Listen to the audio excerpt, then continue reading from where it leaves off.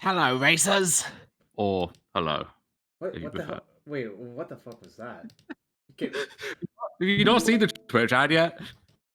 the what? The Ether Drift Twitch ad that seems to play just every single time I open a stream. Well, do you want to know a dirty secret? I don't see any of those ads, so no. Oh, because you're uh, you're one of the Twitch bourgeoisie. I see. yes, I pay them $10 a month not to see it because it drives me insane. As it yes, as it does. Well, those of us still slumming it with regular Twitch, Twitch normal, if you like. They'll know what I'm putting down here. Okay, cool. Anyways, welcome to the stream. I want to get started because I know you have a limit of 7 o'clock where you turn into a pumpkin and go somewhere else. Something But like that. Yeah. yeah. Wait, what was the other turn you introduced me recently? Chinwag? It's a chin wag. Do you not have a chin wag with your pals on the phone? You have a natter? So, apparently the guy and the boy says that a lot, but that guy's very like cursy British is probably the best way I would describe that person. Mm-hmm. But Whereas I'm well mannered. My language is immaculate. So yeah, no risk on that front. yes, you are not like that person. If I were to find out you led I don't know, a vigilante killing squad, then I would re-question. But as of right now, I believe you are not. Anyways, welcome everyone. Dom, I want to congratulate my buddy Dom for qualifying for Pro Tour Las Vegas, Pro Tour Final Fantasy. Um, Presumably it will be modern, but who can say for sure?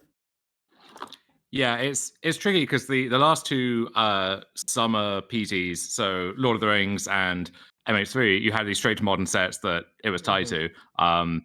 Also, those were the last PT of the season, whereas this year they actually are spacing it out in a Yeah. more sensible way. So it's PT2 instead of PT3. So I don't know if that changes the math at all. And then like Pioneer has just been like deleted from existence. So it's going to be standard or modern, I assume. It's just a question Mm-hmm. of which, I guess.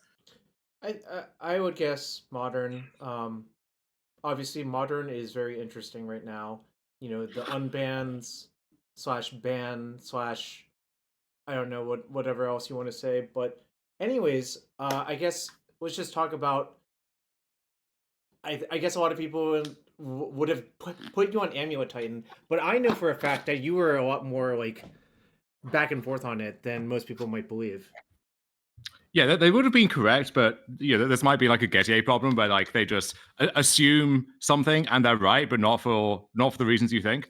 I did really try to play other stuff. I was on Eldrazi early on, and I still think that deck is pretty good. But the problem is other people also cottoned onto that, and so once it won like 4 challenges in a row or whatever, and then every blue sideboard had 3 to 4 consigns, and the deck was also one of the top targets. It felt a little risky, and then I'm honestly surprised I didn't put more time into Breach because I think it is just like the best deck Mm-hmm. and has it is will not stick around for too long.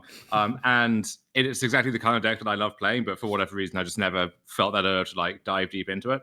But there's a world where if my RC was like the week before or whatever, that I just end up playing Eldrazi. Oh, you mean if was there an RC before you? I guess it was Brazil, maybe. Well, that was also this weekend, but I mean, like, just Oh, I I don't know. see. Hypothetically, if Sure, sure. yeah, No, so I think this was the first set of RCs for this season. Yeah, or Ari. I think it was more Ari trashing Breach. I do not understand that very much, but I don't really want to argue with him about it because currently my plan is to play Breach in Portland because to me it feels like a tier 2.5 legacy deck for whatever that means, but like I don't know. yeah. It's I, just I kind mean, of it inherently does. broken. It does have a lot of weird structural flaws, and Hmm. so there's a lot of bad stuff you can say about it, but it just doesn't really matter in the aggregate. Like it still is. The Hmm. positives outweigh the negatives, I think. Anyways, barring Breach, let's talk about Amulet Titan. You and I, we played a league recently without the lag, or with the lag. Apparently the lag is mostly fixed, so I don't know, maybe you can play it again. But I saw that your sideboard looked very different compared to what we played last. So I guess just talk through the redoing of the deck, or I guess talk about the deck real quick. Yeah, so this is as stock as it gets really in the main deck for a lot of these current lists. You see people playing like quite classic builds with 4 Dryad and building into that, which I think is a perfectly reasonable approach. And that's something I get asked a lot is people who are kind of coming back to the deck or the format who are a little bamboozled by all of this analyst stuff and don't know if it's even that necessary or that good. It's totally fine. I mean, you can do that, and I plan to go back to that in the short term once Ether Drift releases. You can also kind of veer hard to the other extreme and be like a even more all in like Lotus Field, Scapeshift, Analyst deck, which I haven't seen people really take that to its natural conclusion. Like you can do that further, and that might honestly be the best way to go. But there's a lot of stuff you can do in that space, I think. But this is you could say a more cautious list in the sense that it kind of dabbles in everything, right? So you got like one analyst, one dryad, like very minimal analyst package to set up Scapeshift, which is like the real incentive there. The one Titan, the one dryad, which opens up a lot of lines in conjunction just with Titan when the graveyard shut off, where you need like this immediate impact. And force blunking for offs of most of the other good cards, and then just kind of filling in the blanks in there. So I feel like the first time I saw this was actually in the hands of Arya. I cannot say her last name because it's very Karam Karam Jarvis, Chandani. come on now. Okay, I tried. Every time Anu says it, like just straight out, I'm just like, that's the most impressive thing for me. I'm just like, I cannot do it. But she's the one. Well, yes. I can imagine why it would be more natural for Anurag than it is for you. Well, I think probably. Well, not. I guess. I think he's just used to pronouncing that sort of last name, if I had to guess. But yes, I mean, think she's the first one that I saw that really pushed this sort of approach, right? Yeah, it's so once. I mean, even going back a few years, you could always do some kind of Scapeshift thing. Like you could Scapeshift a bunch of bounce lands and then feed those into Colossus or whatever. Like you could always do some funky stuff, but it wasn't quite as direct as it is now. And then once Analyst dropped, it was a really like tantalizing direction, especially when CFT won the Chicago thing in Standard, like put Analyst on the map in that context. And it seems like you get to play it in a format with like Lotus Field or whatever. It should carry over pretty neatly, but it just never really cracked the code on that. And then there wasn't long before MH3 dropped, and at that point, it's like Nardu kind of overshadowed everything else. That said, I was working on the deck as a side project during that time, and like came back to the analyst stuff and liked it a fair bit. And Shifting Woodland actually really leveled up both the analyst package and the Scapeshift package, where you now have this much leaner kill with analysts, and in turn that means the requirements for setting all of that up just with one Scapeshift are much lower. So yeah, that was kind of like a vision of how you could do it. And now, post Ring and with Zenith, you have kind of more slots to play with, and also you need to find like a new powerful angle for the deck to take, because you can't just play your chain rings together and rely on, well, once I've drawn 10 cards, I'll figure it out in the end. Sure. Like you need a more kind of direct route to the finish line. This is one approach you can take, and it's been pretty good so far. Good enough this weekend, but still more work to do. Yeah. So the first I saw of this updated version was I'm in a Facebook chat with Bobby Fortunelli, also one of the. I hesitate to say one of the OG Amulet people. I think he's most famous for getting it banned. Probably is a better way of putting it. Yeah, I mean he won. I think at that point it was more of like an exclamation point on its way out than anything else. But it was a good illustration of why that had to happen for anyone who was still on the fence. Yeah. But he basically told me that Amulet plus foreign lands plus Scapeshift just kills your opponent. I'm just like, how? And then he just like very queenly detailed it in typical Bobby fashion. And it took me a while. I read his description, but then like reading the description is not nearly good enough for my brain to process it. So I just went to Cockatrice and Goldfished it. I'm just like, I see. This is really insane that this works like this. But it's one of those things that it does help at least at first, to just, if you have Yes. a physical copy of the deck, to like lay it out, move all the cards around between zones and stuff. And even if you've played the deck before, you know how it works. Like if you're demonstrating this loop, you have to explain it to your opponent, and so it helps to practice doing that for their sake as well as yours. Actually, before we streamed it, I did like Goldfish on Cockatrice, so I was like vaguely aware of how it worked based on the Bobby description. Obviously, it's easier for you to tell me, and of course, I'm sure by this point you have a lot of practice explaining. Okay, well, I'm just gonna like do this entire thing, netting a mana each time. Is this okay as a loop? And I'm sure most of your opponents said okay. Once you pointed out it was like +1 mana or whatever. Yeah, so the basic loop for people who haven't seen it is if you have Scapeshift, Amulet, and any 4 lands, you cast Scapeshift, you sack all your lands. The 4 lands you get are 2 Lotus Fields, Solari West, and a bounce land. So that gets you 6 mana from the Lotus Fields. You pick up the T-West before the Lotus triggers resolve. You sack all the other lands. So you have 9 mana now, which is exactly enough to transmute for Pact, Pact for Analyst, or Lumra, Analyst back everything. And so you've got the 2 Lotus Fields, the T-West, and the Growth Chamber, so that's 9, plus the 4 lands that you sacrifice initially, so that's at least 4, so that's 13. So then you kind of go through the same thing. You pick up the Talaria West with your bounce land, you transmute that, you're down to 10. You get Patch, you patch for Titan, it's down to 4. Titan gets you Deeps as Lotus Field, Echoing Deeps, and Shifting Woodland or some other land.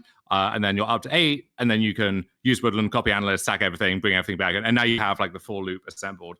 Basically, so and if you've drawn certain lands or you have lands in certain zones already, then it shaves some of the requirements off. But basically, the big draw to this is that it gives you a quite compact kill from a low starting point, where you don't care about removal at all. So Solitude is coming back in Modern with the black-white deck, and your Unholy Heat. There's some amount of that floating around.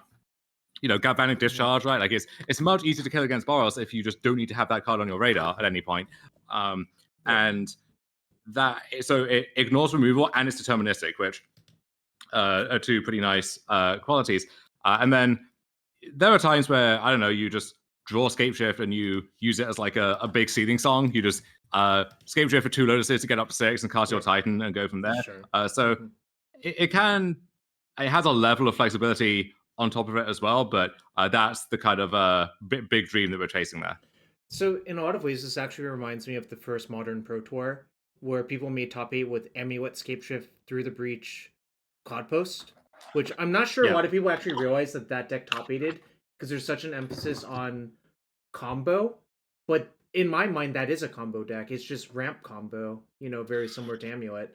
So to me, this is like a descendant of that.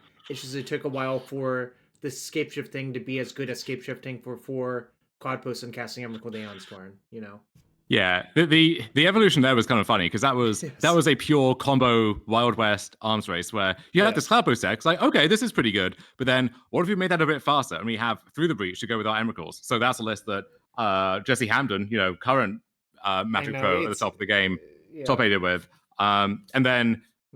Some of the lists that didn't quite crack the top 8, but were even more aggressive there, were like, well, okay, what if we speed up even further? And if we have Amulet, we can just Scapeshift for like 3 Cloudposts, 4 Cloudposts, Eye of Ugin, whatever, and just directly hardcast Emrakul. So in a format like that, you just had to go as hard and fast as possible. Since then, luckily, things have eased off a bit, but Scapeshift is still like one of the more underexplored cards, I think, in that shell. Yeah, it's funny because like theoretically you could build like an Amulet Scapeshift Tron deck, but Tron doesn't play as well with Amulet Scapeshift as Cloudpost does, I think. So, a lot to think about there. Also, there's the green source count in Tron that would be an issue. Anyways, barring that, let's just talk about why you changed the sideboard so radically. I think it is quite different now. Yeah, so it's not conceptually very different. It's still just like some of the effects that are familiar, so like Fourth Presagio or Force Vigor and so on. Pyroclasms for energy, Consigns for Eldrazi, and then also actually pretty good against a black-white deck because everything that matters triggers a bunch of times, and you can like trap a thing that's getting blinked by Felia or Flicker Wisp, stuff like that. And then a motley crew, if you like, of creatures for Zenith and Pact. So Kino Curator, Collector Oof, 2 of them in this case, because the matchups with that card is good. It's like your best card, so just drawing it is totally fine. And sometimes you want to get the second for the 4-lock. An Elvish Reclaimer, pretty late addition to juice up the early Zenith, and that card was actually quite good when it came up. And then Volatile Stormdrake as a last-minute brainworm against Blue Black Frog, which certainly was volatile. It lived up to its title. Basically, the idea is you can still kill Harbinger because you swap the cards and then you just decline to pay the energy, so you sacrifice the Harbinger. But against the other threats like Psychic Frog, Oculus, you swap those, and now you actually have a game-winning threat yourself. It's not just denying the inevitable, buying yourself a few turns. Like, they now are on the back foot. Problem is, any or all of Fatal Push, Consign to Memory, and Spell Snare all answer Stormdrake in a way that they don't with, the less ambitious spells there. So it just it's hard to actually line that up properly in games of Magic, as it turns out. But luckily, it didn't really matter either way over the course of the tournament. And I imagine now a lot of people are going to like buy the Stormdrakes and test them out and see the highs and the lows for themselves. For me, I have the Stormdrakes left over from Nadu for obvious reasons. But I think forcing your Dimir opponent to leave in Fatal Push versus you is probably a net positive, if I had to guess. To some extent, although you are boarding in a bunch of these creatures, which like the Curator, Reclaimer, whatever. So one, just to jump around a bit, one funny thing that happened like later on day 2 was I get paired against Frog again. This is, I think, my 4th Frog opponent for the tournament, and they're playing the Namasquatch list that won a recent challenge, and which I think is actually a pretty smart way to build a deck with 4 Thoughtseize, no counterspell, just taking the deck a lot more lean. But worse but you, this was so this was a guy from BC who was using Nam's list and guide, and Nam had, as he said later on, kind of botched the sideboarding when it came to Amulet and not really respected the possibility of the creatures, and was like over prepared for like the graveyard analyst angle. So a lot of like graveyard hate, spell snares being left in when they had like 3-ish targets, which I guess Stormdrake is a big enough target to maybe justify leaving the snares in at that point. But anyway, so a bunch of cards that like, and was boarding out the pushes and then just got soloed by my 7/7 Keen-Eye Curator. So you got to be a little more flexible than that, I suppose. But it's this like weird leveling game, especially in closed lists, right? Where you don't know what they have. They certainly don't know what you have. And you especially if you win game 1, you might just punk them out with some like random green idiot game 2 or 3. Yeah, so that's pretty interesting. I mostly had questions about the Stormdrake. I could figure out most of the other things. I guess it is very nice that Melee has a complete tournament record for you, so you don't have to like, a lot of times people are like, what actually happened, I don't remember, but here it's just, it's all, written down. So I guess we can just talk about it round by round. If you have anything notable for each of the rounds, just go ahead, hit us up. And I believe round 5 and your quarterfinal match are actually on videotape, so we can go look at those at that point. Yeah. So first 3 rounds, beat Eldrazi, nothing. Beat Energy, nothing too interesting there. Beat Eldrazi, pretty straightforward, but Consign was a nice, cherry on top there. Beat my first Breach opponent of the tournament, which the match itself was like I won both games, and it was like I lost a roll, I think, game 1, and I assumed it would be one of those things where I was going to turn 3 him, but he won the roll, so he would turn 3 me first, which is often how it goes. But I think he stumbled. I was able to kind of break serve there, and then the post-board games got very weird, as they often do against Breach, where you board in a lot of interaction, a lot of hate. They're trying to like board in counterplay for your hate, and so both players can still just go off quickly and turn through the other, but some of the games get like weird and grindy, and I end up playing like more like a prison deck almost. So weird stuff there, but was able to pull that one out, and I tested against Breach a bit before the tournament, and obviously you have to, right? Like that's a big litmus test. But there's enough different variations and sideboard plans that you test against stock Teamer, and then you play against 4-color, like not all of that is going to carry over. necessarily. But that was a little reassuring, I guess, on that front. And then round 4, I play against Oops All Spells. So yeah. This was an odd match on a lot of levels. So this was a like triple sleeved Oops All Spells deck, which even though it's 60 cards, my hands. Oh, actually, hold on, scroll up a second. Yeah. No, keep going. 70 not cards. 60, 70. Okay, that. Well, I didn't count it, and it wasn't written on the list, but that makes even more sense. Maybe my hands aren't that tiny after all. But 70 card triple sleeved. Yes, so I see. I'm doing my best to shuffle this deck without it just collapsing everywhere, and while actually shuffling. Like I want to be rearranging the cards in the process. And my opponent's like, "Oh, could you be careful while shuffling?" And it's like, "Yeah, I have to be careful because you're making me. Like I would happily just be mashing or riffing or whatever is normal, but this is the fate you've chosen for me. So turn this question inwards, I guess. But in any case, this was a match where game 1, I'm going to turn 3 him, he turn 3 me. Nothing too surprising about that. But post board, it's like all my cards are good because all of the usual anti-belcher stuff is good. So the Cleanser Oofs and so on. His setup cards are all his setup cards are all artifacts too. Boseiju is great. Yeah. So he's got the Solar Transformer, Pentaprism, stuff like that, the talismans, and then Vexing Bauble, good as well. He's got like Lotus Bloom, Beseech Mirror, and then the Graveyard Haze good too. So like Curator, Reclaimer for Paducah Bog. So I just have all of these great cards. So it's kind of hard to find room for everything, but just about manage. And then both post-board games like pretty straightforward. So you lost game 1, which I guess is just die roll dependent mostly. Yeah. Completely, yeah. So nothing too eventful so far. So I'm 4-0, feeling good about that. Except that the last RC where I stayed with you in DC, I started 4-0 and then failed to day 2 after 6 hours of back-to-back misery after that point. So I was not taking anything for granted at all at this point, but I'll just try to take each round as it comes.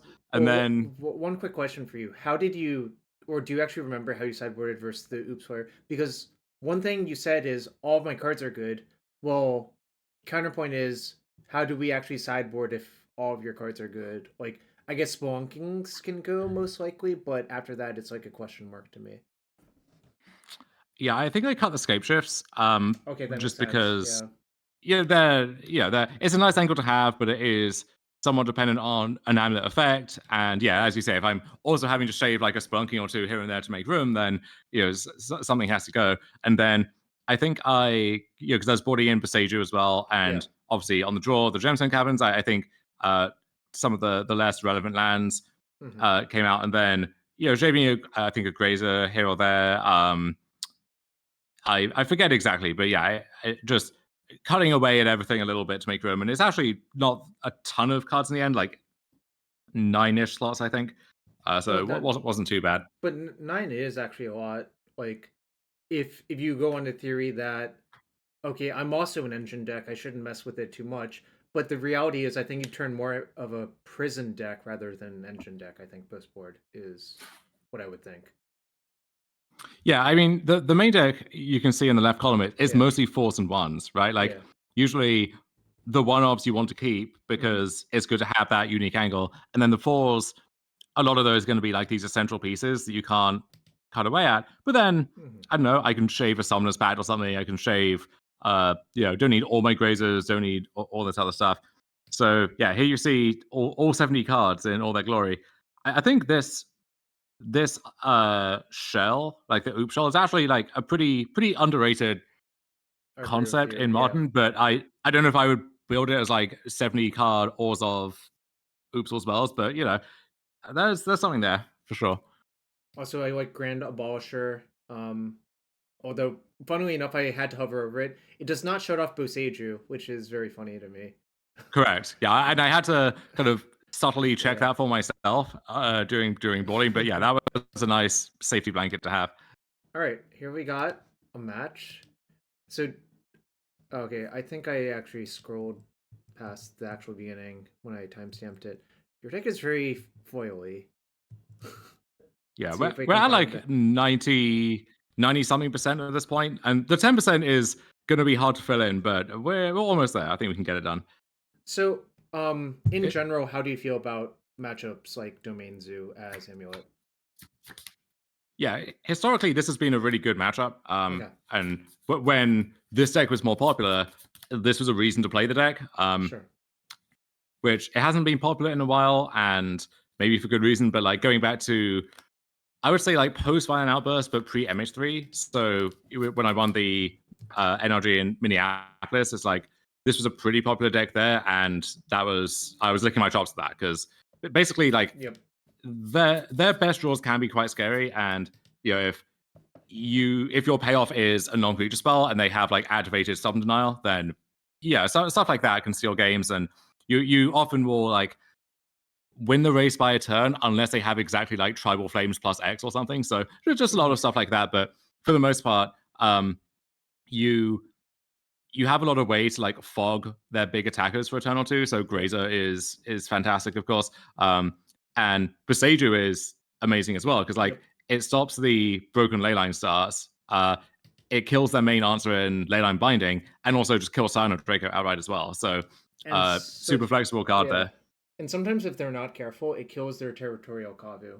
Although, like, Yes. I think only really inexperienced Domain Zoo players fall into that trap. I feel like no one I actually know has actually gotten that tap into them. For what it's worth, Domain Zoo looks sort of okay. I think the biggest draw to the deck is it seems very good versus Ruby Storm, and it's pretty good versus Oculus, and it's quite good versus Eldrazi, apparently. No, I think it's good. Yeah.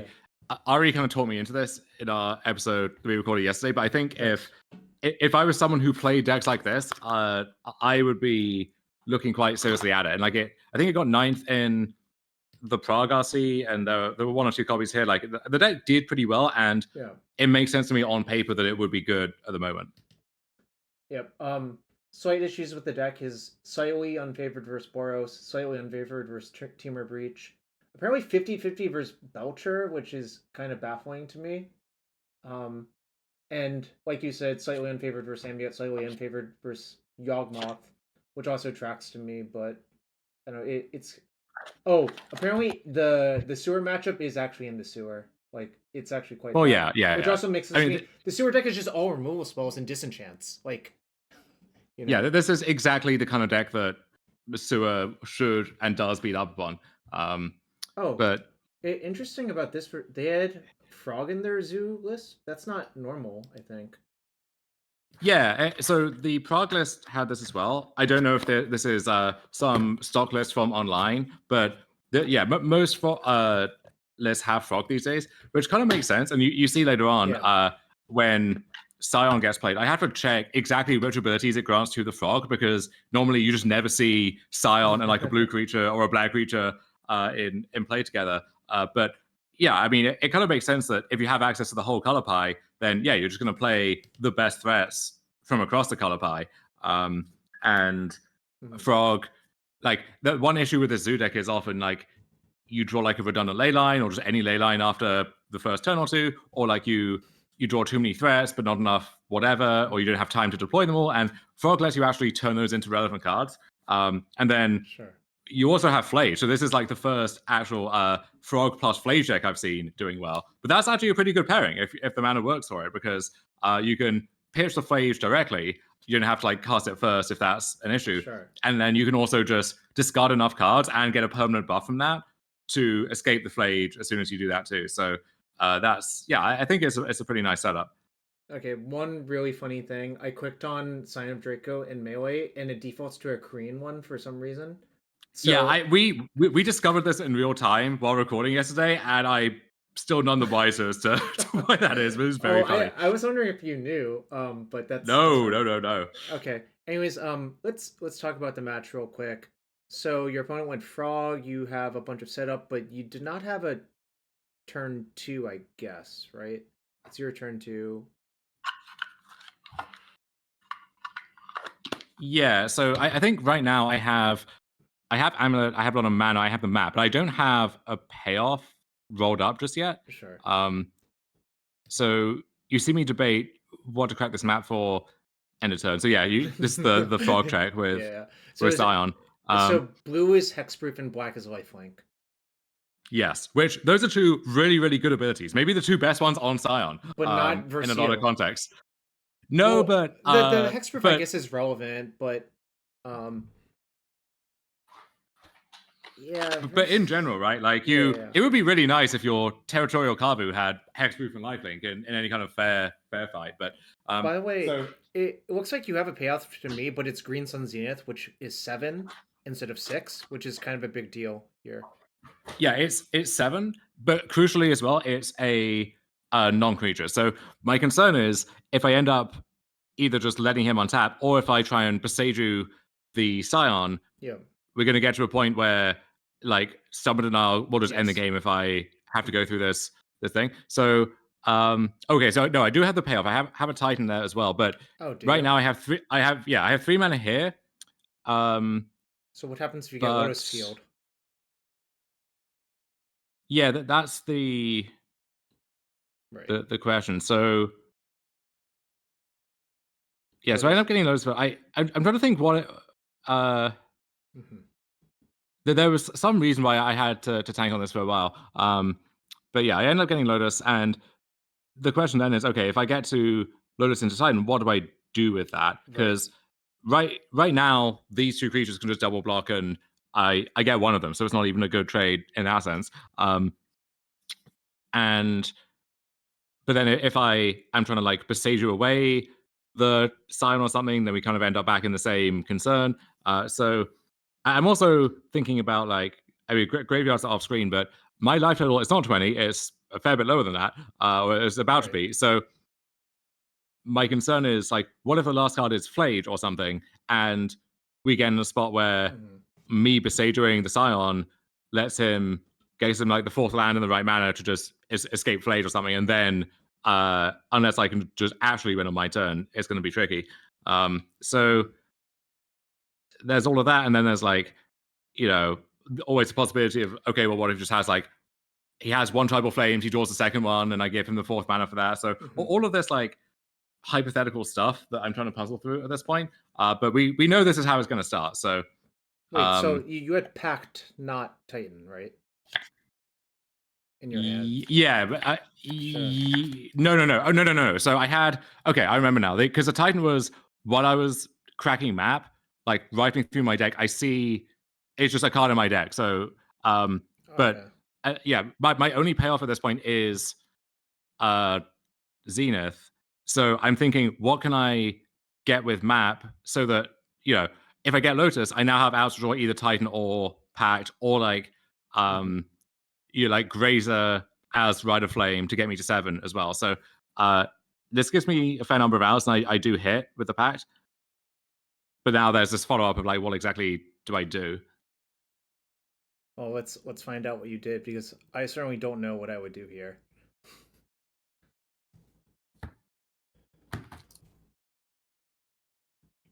Yeah, so I think I end up kind of splitting the difference and getting Otawara and bouncing the Scion. Because my thought is like, obviously it's more efficient in a lot of ways to Beseiju, and I don't want him to have it again. But I'm worried about something happening this turn, and just giving him the land of choice from his deck, basically, I think just opens up too many more combinations where I could just die as a result. So I end up doing this, and I think we're going to see bounce on Odawara, I think.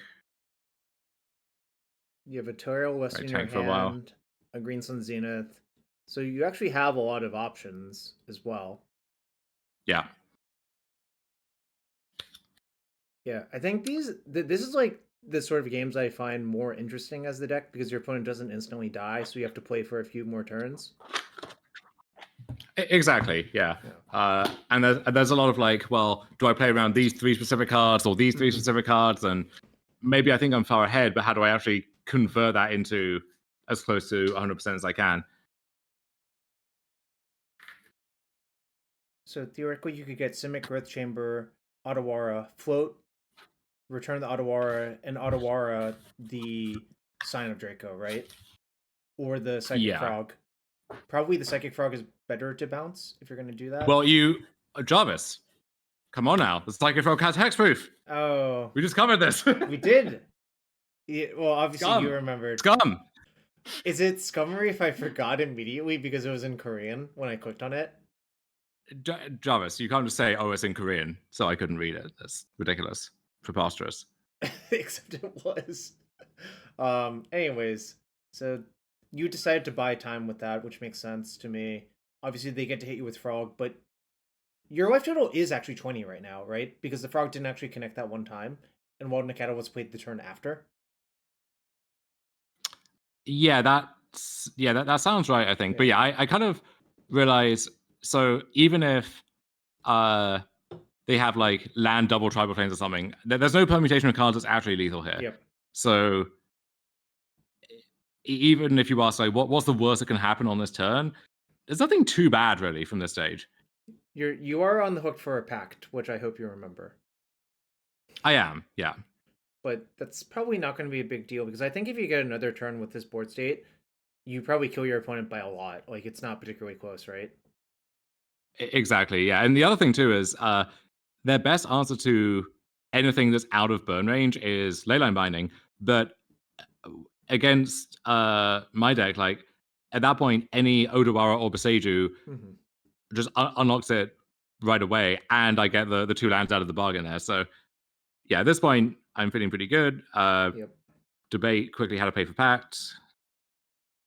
Makes sense to me that you would tap those two. It gives you the most options, assuming you have another land in your hand that can add red, if that even matters, which I'm not sure it actually matters. You do have a second Crumbling Vestige, the perma foil one. So this turn, I end up taking a kind of roundabout route to the end, and so from 20, like, yeah, I'm not going to die this turn. This turn is the one that's actually kind of interesting because from 12, I conceivably could die, right? So I know the two cards are Ragavan and X. So with that in mind, it's like it's going to be two unknowns next turn, basically. So I'm just trying to think like what combinations of those are most annoying. And so the thing that stops me just going for an easy kill here is what if that last card is Summon Denial? Because for the last few turns, I haven't really presented a good target for that. Right. So you can imagine him just drawing it and sitting on it and waiting for the right moment. So if I like go for a big Zenith here, that gets stubbed. Now it's actually kind of tricky. Or if I just try and set up like a line with Dryad, but I have to tutor for the Dryad and the tutor gets hit. So you see me like start with, yeah, I want to do that. I want to just get this over and done with, but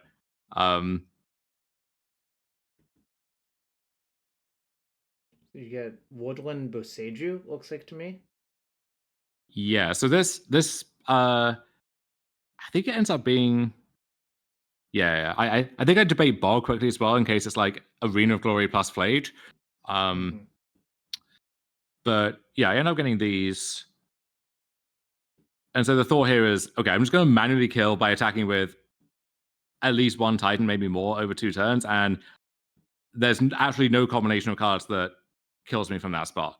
So there's 1, 3, 4, 5, 6. I get to just, cast Titan there. I think this one gets Bog. Yeah. If I'm remembering right. Also worth noting, it's impossible for your opponent to have binding, really, because what kind of maniac would let Titan attack with a binding? Exactly, yeah. And yeah, so the Bog also means the frog would have to pitch the entire hand to fly over, and so at that point, those can't be burn spells or anything. So this does actually... So between that and Boseiju on the Scion, that does lock it up. Always with the grab your head, think it all the way through, like, it looks like you're in pain thinking about it. That's a classic Magic player-ism, I think, though. I just have nice hair, Jarvis. I like to ruffle it sometimes. I see. So, yeah, I think this one was locked up. Should we bother watching the rest of it, or...? We can watch game 2. Yeah, I think there's... I meant, like, the rest of this game. It seems... Oh, no, we can... Right. No, we can fast forward. Oh, you have a nice Japanese. No, that's a Chinese Dryad Arbor. Huh. Why do you have a Chinese Dryad Arbor, Dom? Why don't you have a Chinese dried arbor, I do Jarvis? actually. I have 4 of them. Hmm. that that Yeah, that that really didn't work the way you thought it was going to, did it?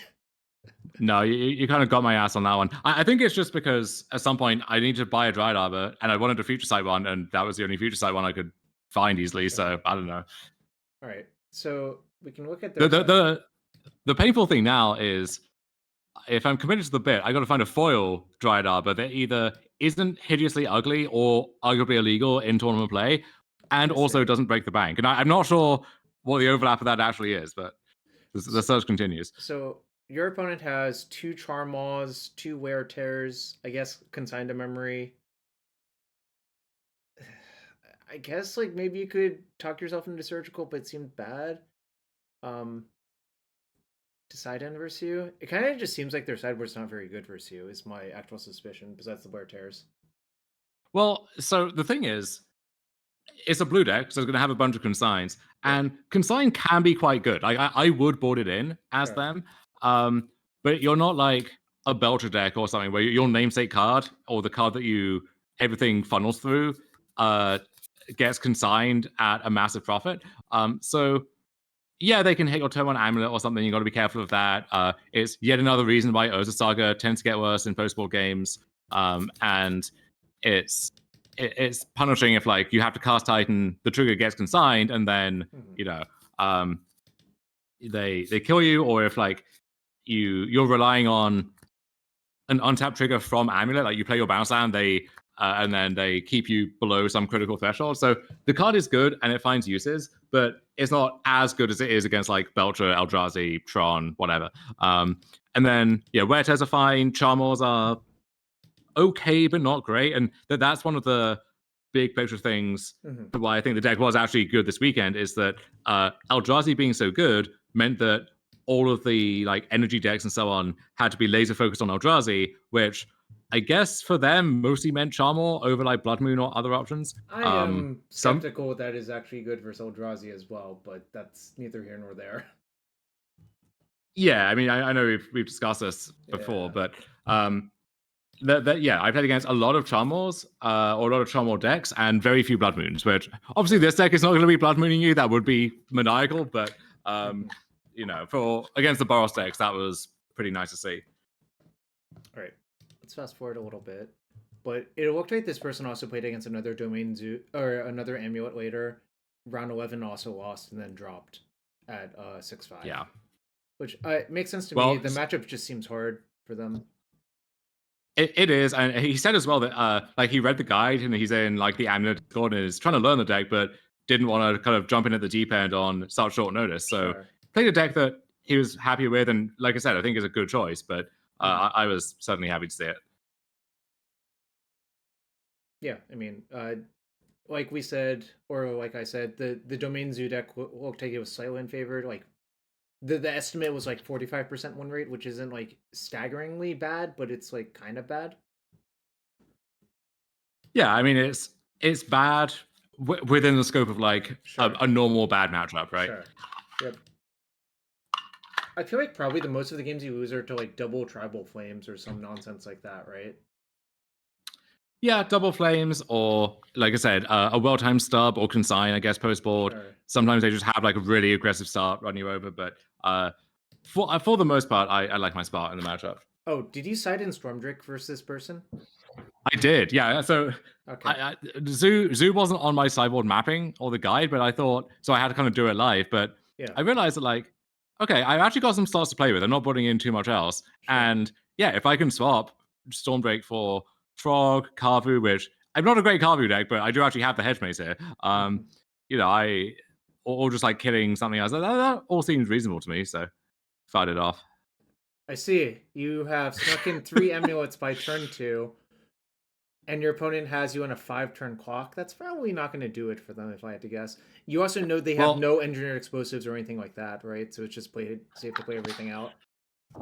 Yes, and so I kept a hand that was incredibly explosive, but I think lacked a payoff, and then I drew actual Titan pretty quickly, so that was nice. Sadly, I got very unlucky in not drawing an on-tap land. because then I would just have a clean turn 2 kill, but you can't have it all, Travis. Untapped land. Oh, I see. Because you played the amulet on 2, and then you used the bounce land to play 2 more amulets. Yeah. So if I get to play it on 1, then I just I see. go off on 2. You just had 4 of a kind. Yeah. So I draw the 4th amulet for the turn, and which at that point obviously it's just massive overkill. I show the Grazer to make it clear that like I didn't need to draw that. I just had this rolled up with the 2 that I had left anyway, but just just to run out the score a little bit. And you have 2 Titans in play. It's just one is not visible because of the mirror pool copying one. And your opponent takes massive overkill, is how I would put it. Yes. Okay, well, that was a fun demonstration of how to win a good matchup, I guess. Absolutely. So after that, Mardu. It looks like a Mardu Energy opponent. Yeah. So lost 2-1 here. This one was kind of frustrating. So I forget exactly which game it is, but basically there's a game where so I win game 1, pretty straightforward. He has 2 Damping Sphere in his sideboard, which Damping Sphere historically is like it's annoying for sure, but not always a be all and end all. But obviously if you have it, you're gonna board it in and it's gonna be pretty good. But game 2, he Damping Spheres me, and I already don't have too much going on, but the Damping Sphere along with other stuff means like I just have literally nothing going on. So it takes a few turns, but I end up succumbing there. Then game 3, I'm back on the play, and my hand is excellent. I just need to either fade like double Thoughtseize or something, or if he has Damping Sphere, I then just need to draw basically any normal land. So not Lotus Field, not a bounce land, but essentially anything else, or a green land to let me cast spells. And he has a turn 2 Sphere, and so, but his draw is pretty slow otherwise. So I have time to find something like that, and I just never do. I just draw like random spells for the next 6 turns or something. So yeah, that's one of the more like over, okay, on the wrong end of variance kind of things. Sure. Obviously, I end up top 8 in the tournament, and I have variance go my way in a lot of other spots. So like overall, like no real cause for complaint, but just had to like shake it off a little bit and get back in the zone. And honestly, I felt to this point like I was 5-0 going into 5-1. Most of my other matches have been pretty straightforward. I felt like, all right, I'm in a pretty good spot unless stuff like that keeps happening, and it's not all that likely for that to happen. So yeah, I'll be okay probably.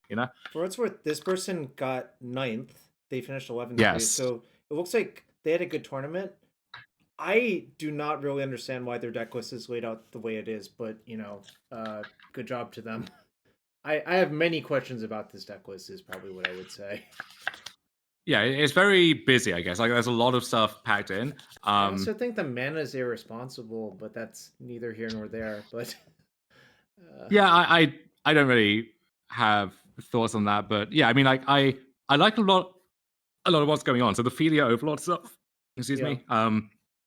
Love Emperor of Bones, love Thoughtseize. I mean, this is like the main reason to be in black, right? And then I think if you're in black, push over the other removal. Like it does kind of make sense, but dabbling in like all of it a little bit, I'm not an energy expert, but it feels like you would get a lot more like disjointed draws with that. That's somewhat true. I just don't understand the Chthonian Nightmare. That card hasn't aged very well. Yeah, I mean, most of it's reasonable. It's mostly the Chthonian number. Yeah, someone had a foil Future Sight Dried Arbor free, which it seems like you're excited about. Yeah. Anyways, congrats to them. I'm just I guess mildly concerned about this deck if other people try to copy it. I do like the one Witch Enchanter. It's a 23rd land for what it's worth. You've seen me trying to smuggle in so many of those into basically every deck. Yeah. I'm mostly that MDFC is just really fucking good. Like, I don't know. There's not much to it, right? Right. I mean, I do love the Witch Enchanter in Boros. I think in Mardu it might be less responsible, but hey, go nuts.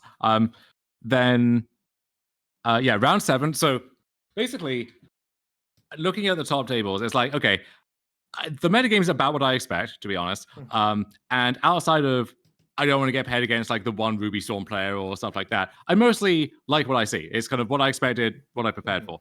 But I still don't feel fully confident against any frog-like deck, right? So frog, but whether it's the Oculus Unearth stuff or just like classic Murktide, and then you have this split where like this list is Esper for pest control, which was a pretty common thing this weekend. And if you want to play frog, which I mean I don't think you should, but if you do, if you insist, I think pest control and Stony Silence are probably worth a splash.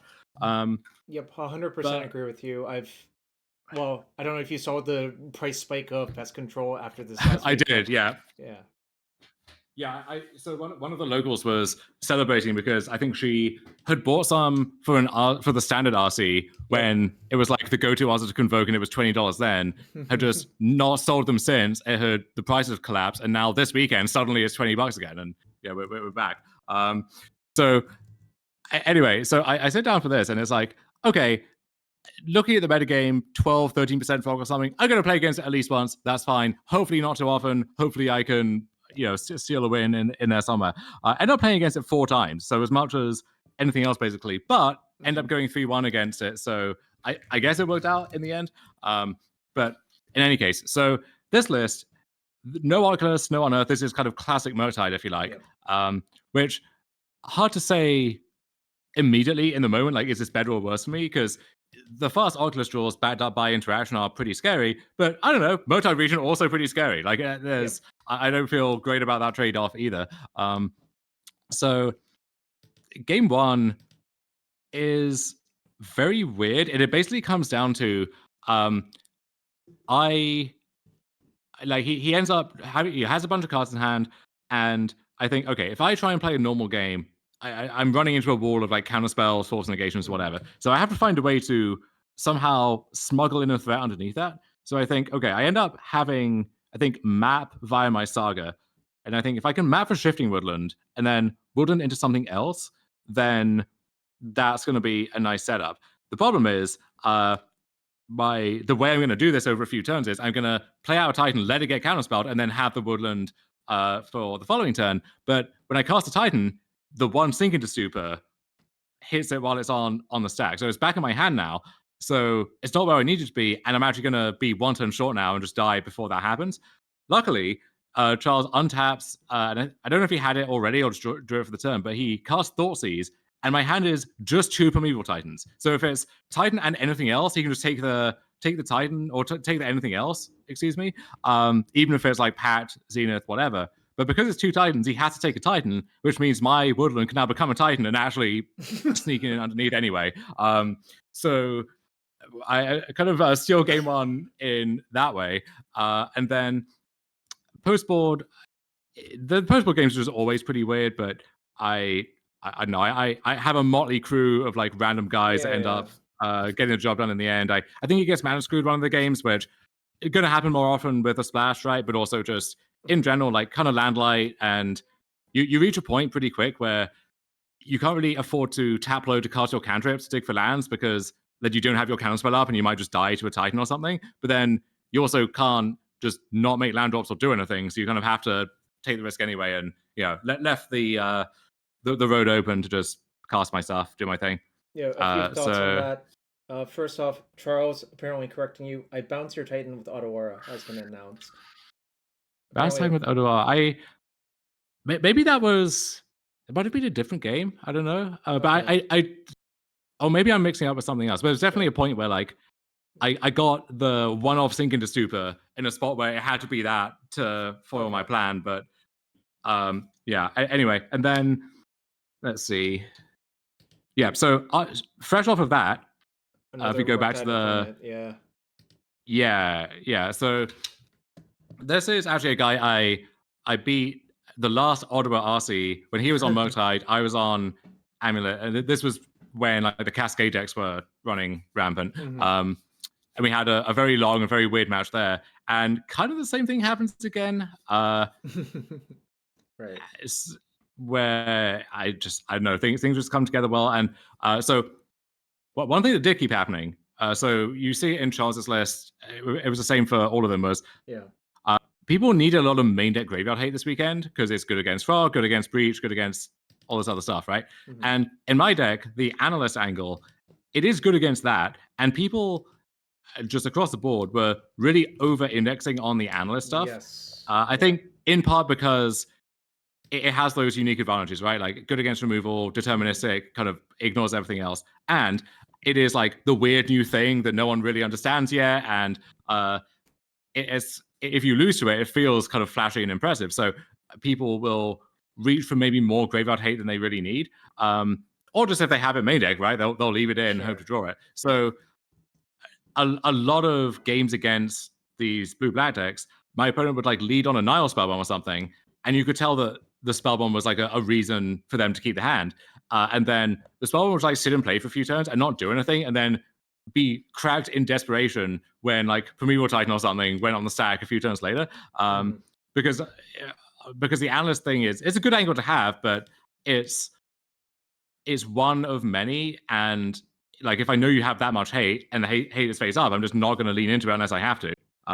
So that happened, I think, in the match against Julian and later on as well. But yeah, second match on the trot against Frog, hate to see it, but ended up squeaking it out anyway. And then for the last round of the day, I'm thinking, okay, just give me one of these Eldrazi decks floating around. There's a lot of energy doing well. Even Breach, right? I think close matchup, but I like what I have going on there. Instead, I get paired against another Frog deck, and it's Andy, who is he's top 8 at least one Canadian RC at this point, like one of the better players in the room for sure.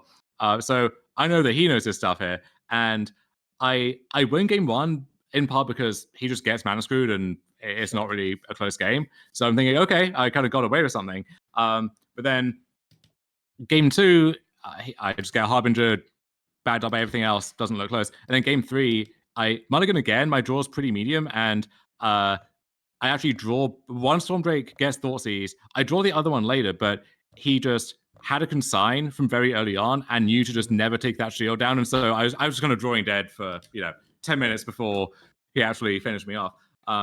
So I was a bit deflated after that, right? Because I was 5-0 into 7-2, and it's a classic thing of like the last result of the day really determines how you feel when you're leaving the room, right? Like if you go 7-1 to 7-2, you've lost that momentum, and it's a lot harder to convert at that point when you have like one less loss to give. Whereas if you go, I don't know, like 4-2 or something into 7-2, like you're on top of the world, right? Like you're riding high. So was steering on that for a bit, but then come back the next day and get paired against, at this point it's just a Boros deck. Soon it will be like yet another Boros deck.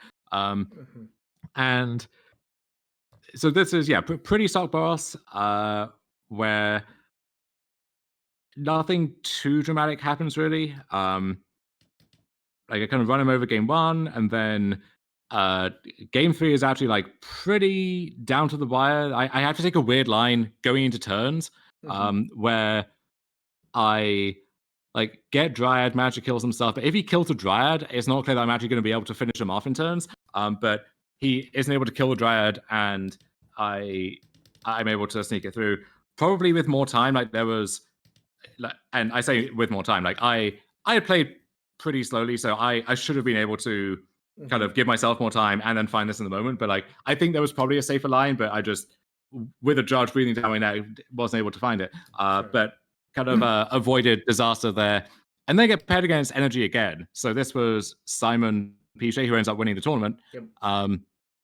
And this is nothing too weird. Ranger Captain is one of the flexible 3-drops, which for most combo decks is pretty scary. For me, it's like it can be scary, but it's not guaranteed, right?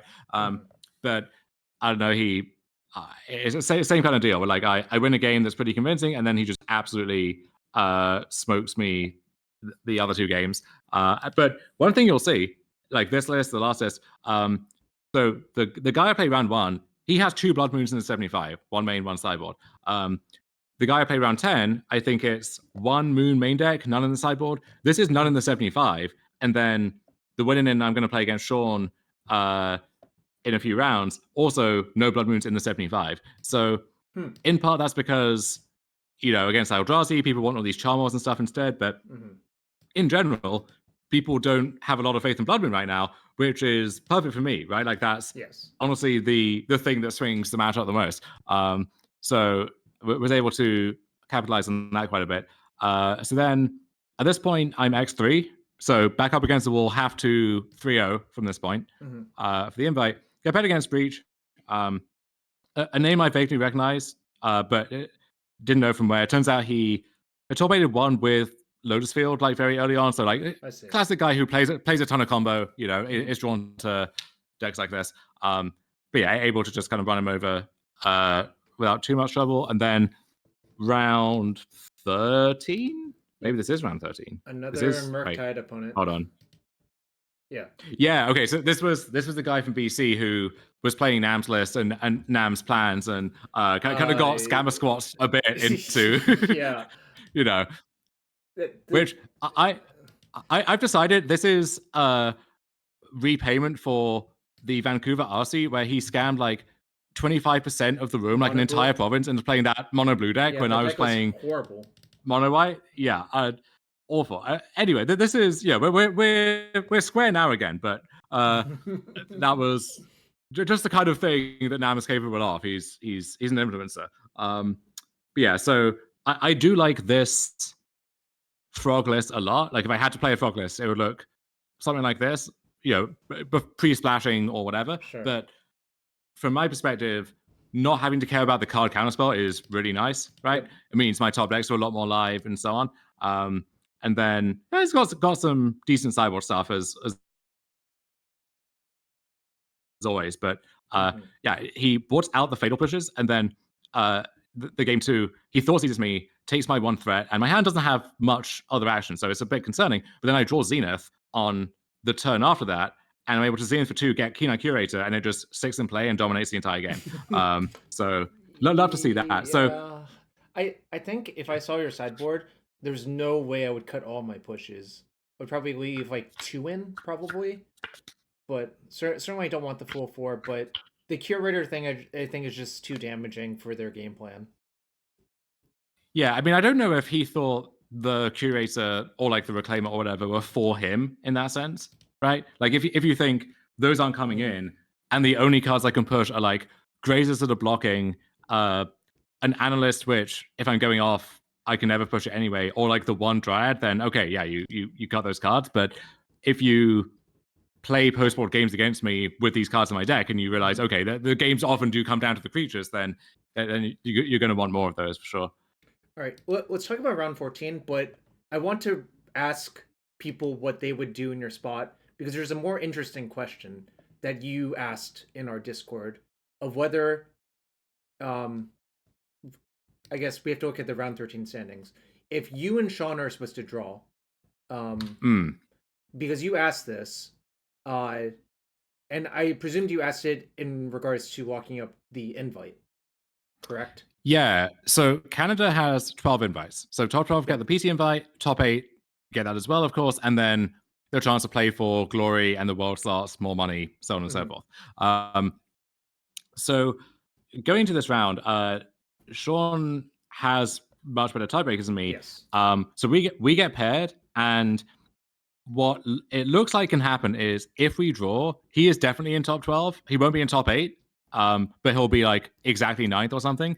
And I think, based on my calculations, I should be in top 12 because I see, okay, these 3 matches, they're drawing to that 6, and then we got these matches here where like one person from each is going to do it. However, this is assuming the other matches play, which at that time they were, but there's this weird like game theory thing, right? Where like if everyone is playing, then in theory, one table can actually secure their spots by drawing. But then once that is known, that frees up the tables above them to draw and just so. And these days, it's pretty standard for they don't mess up the seating. So like all these matches whose results are dependent on each other are right next to each other. So if Sean and I shake hands, the moment we get up from the table, the people next to us high five and then they draw, and then I probably fucked because so it's dicey.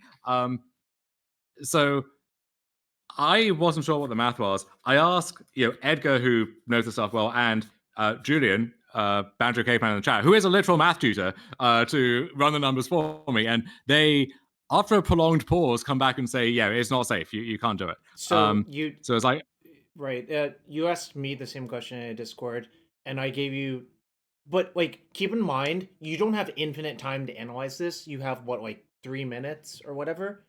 My suspicion, just looking at it at a glance, was no, it's not safe, because what you can tell is 1 through 4 draw.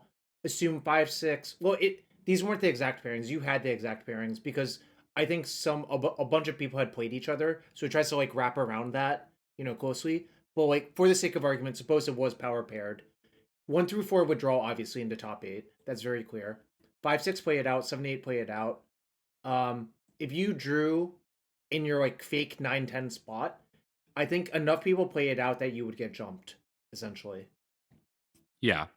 So I said afterwards that, I didn't care so much about just qualifying again, right? Like it's, or whatever, but clearly you could argue revealed preferences say otherwise, right? Like I tried to make what I thought was an offer to lock up an invite that incinerates a bunch of other equity, right? Like it's less money, not fighting for the world slot, not fighting for just, I don't know, the satisfaction of winning the whole thing. But so it's a gamble which, like, if this was my first PT and there were other people in this scrum who were playing for the right to go to their first PT, maybe the incentives kind of look different for them in that spot. But for me, I wanted to qualify again. That's why I was there. And when I lost in top 8, I didn't really care that much, honestly. Like it felt like mission accomplished. But maybe I wasn't wholly consistent in that. But I sit down with Sean, who, a god gamer, like top 8 did, I think maybe not the last RC, but the one before this, like crushes in Fab as well, mostly these days. But the last time I played Sean was round 1 of the losers PTQ in Amsterdam, where he'd said the night before he was kind of off it and wasn't going to play with his Ruby Storm deck. Ended up borrowing a copy of Nardu, making it to the tournament, becoming the 129th person to then push this into another round, and then I get paired against him. Round 2, the first like actual round that we have to play. At which point he's like on the other side of the building, so he doesn't get back for like 20 minutes. I have to ping him to be like, we're paired, you got to get over here. At which point he arrives, promptly crushes me 2-0 in the Nardu mirror in like 10 minutes, and then leaves again. So that was our last showdown. But yeah, Sean is like, even though he doesn't play a ton these days and didn't know this matchup or whatever especially well, terrifying opponent. Like you just don't want to get paired against that. So we sit down and I make that draw offer, and he thinks about it for a bit. Can tell he's not really into it. Like he's in a spot where he's played enough PTs and enough like big fab events. Just qualifying for one more event is he doesn't care too much. He wants to try and win this tournament, which totally reasonable, right? There's no sense of obligation or anything either way. So he's not into it. He says we can reevaluate based on what happens around us later on. Sure. So we play, and he's got this like double guy plus pride draw game on, just runs me over, not even close. So now I'm down a game against like a very good player on what I think is a good matchup, but I don't want to have to win 2 on the trot. So I make the draw offer again, and I'm not gonna like keep pushing it and try and whatever, but I just let him know, okay, this is still on the table. If we go to game 3, I'll ask again at that point, but we can just keep playing for now. So then game 2 is a bizarre game where at one point I was about to extend the hand and like congratulate him, and then just get out of the room as soon as possible so I could tilt off a bit, because I thought I was dead. But the situation is I don't have like an amulet effect, and I don't really have a threat either, so I don't really have much of anything. And even though I find like a zenith, by the time I can cast that zenith, if I get Titan, I'm just dead on board. Like it's going to be too late. But looking at my list, it's like, what else can I do? So I can't like Dryad Valakut yet. I can't, if I get Analyst, well, that's going to be kind of too slow, right? And like I don't have usually the analyst stuff. Even if you hit the perfect sequence of lands, it's only good if you can convert that right away because you have the amulet or the spelunking. So it seemed like I just have no moves, and so I realized, okay, I have to play for like some runner series of outs the next turn. So I end up casting Zenith for 3, getting 6, and then I retrace the analyst from my graveyard that had previously sacrificed I itself, see. and then that analyst mills a spelunking. So now I actually see the light at the end of the tunnel. I think if I survive to next turn and none of my stuff dies, and he doesn't have like Thraben Charm or disruption of some kind, Sure. then I can get the spelunking back and maybe go from there. So as it turns out, he attacks with a bunch of stuff. I make blocks to just about live, and he's tanking on his last card or one of his last cards, and then he ends up tapping low for Containment Priest. So now he only has I think 1 mana up, 1 card up.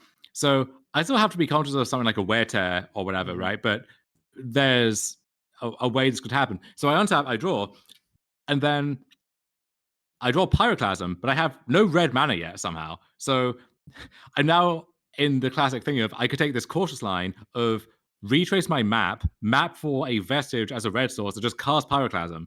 So I'd sweep out like the 12 cats he'd made last turn and a bunch of other stuff, but he's still going to have the big guide, the big pride, whatever. Like I'm kind of back in the same spot of I'm going to die unless something good happens. So I end up deciding, okay, I have to hope he doesn't have the wear tear and that I can Splunking and then go off with Analyst. Because 6+ Analyst, that is a pretty trivial loop once you're able to set that up. So I retrace the Splunking, but I kind of glitch on the fact as I'm doing it that, well, I didn't draw a land, and I only had 1 land. So if I don't hit a land off the Spelunking, I'm going to have the Spelunking, but I'm still going to be a mana short of actually cracking the Analyst to bring stuff back and start going again. So I realized that. I'm like, okay, really hope I draw a land. Don't draw a land. And then so I'm about to extend the hand again. And then I realized, wait, okay, I can attack with 6. And then if 6 finds a land, I can crack Analyst. And then it's going to be a weird game because I have to like find T-West for whatever. And then I'm going to cast a Titan and Clasm and then get to attack and do things. And it's going to be a very deterministic game instead of what it should have been. But it's a game that I can maybe win. So that happens. I do all of that. I Pyroclasm, I clear the stuff. I set up a Dryad kill, but it's still highly sensitive to what if he just draws, something to finish me off or whatever.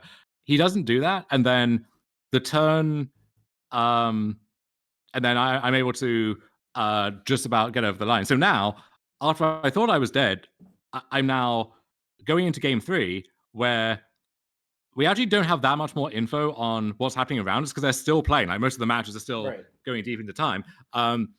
So I make the offer again, but at this point it's like, okay, we probably just have to play regardless.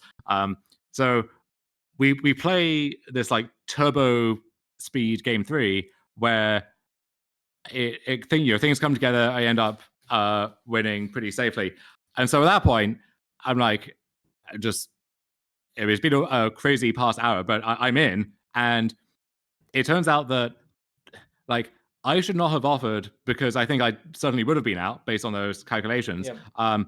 And it's like he, in retrospectively, wanted to accept because David Rood, who also ends up making top 12 to requalify, those two have worked together for so long, on both Magic and Fab. So even though Sean doesn't care that much about just playing one more PT, the idea of getting to play one with D-Rude, like he'll lock that up, above anything else.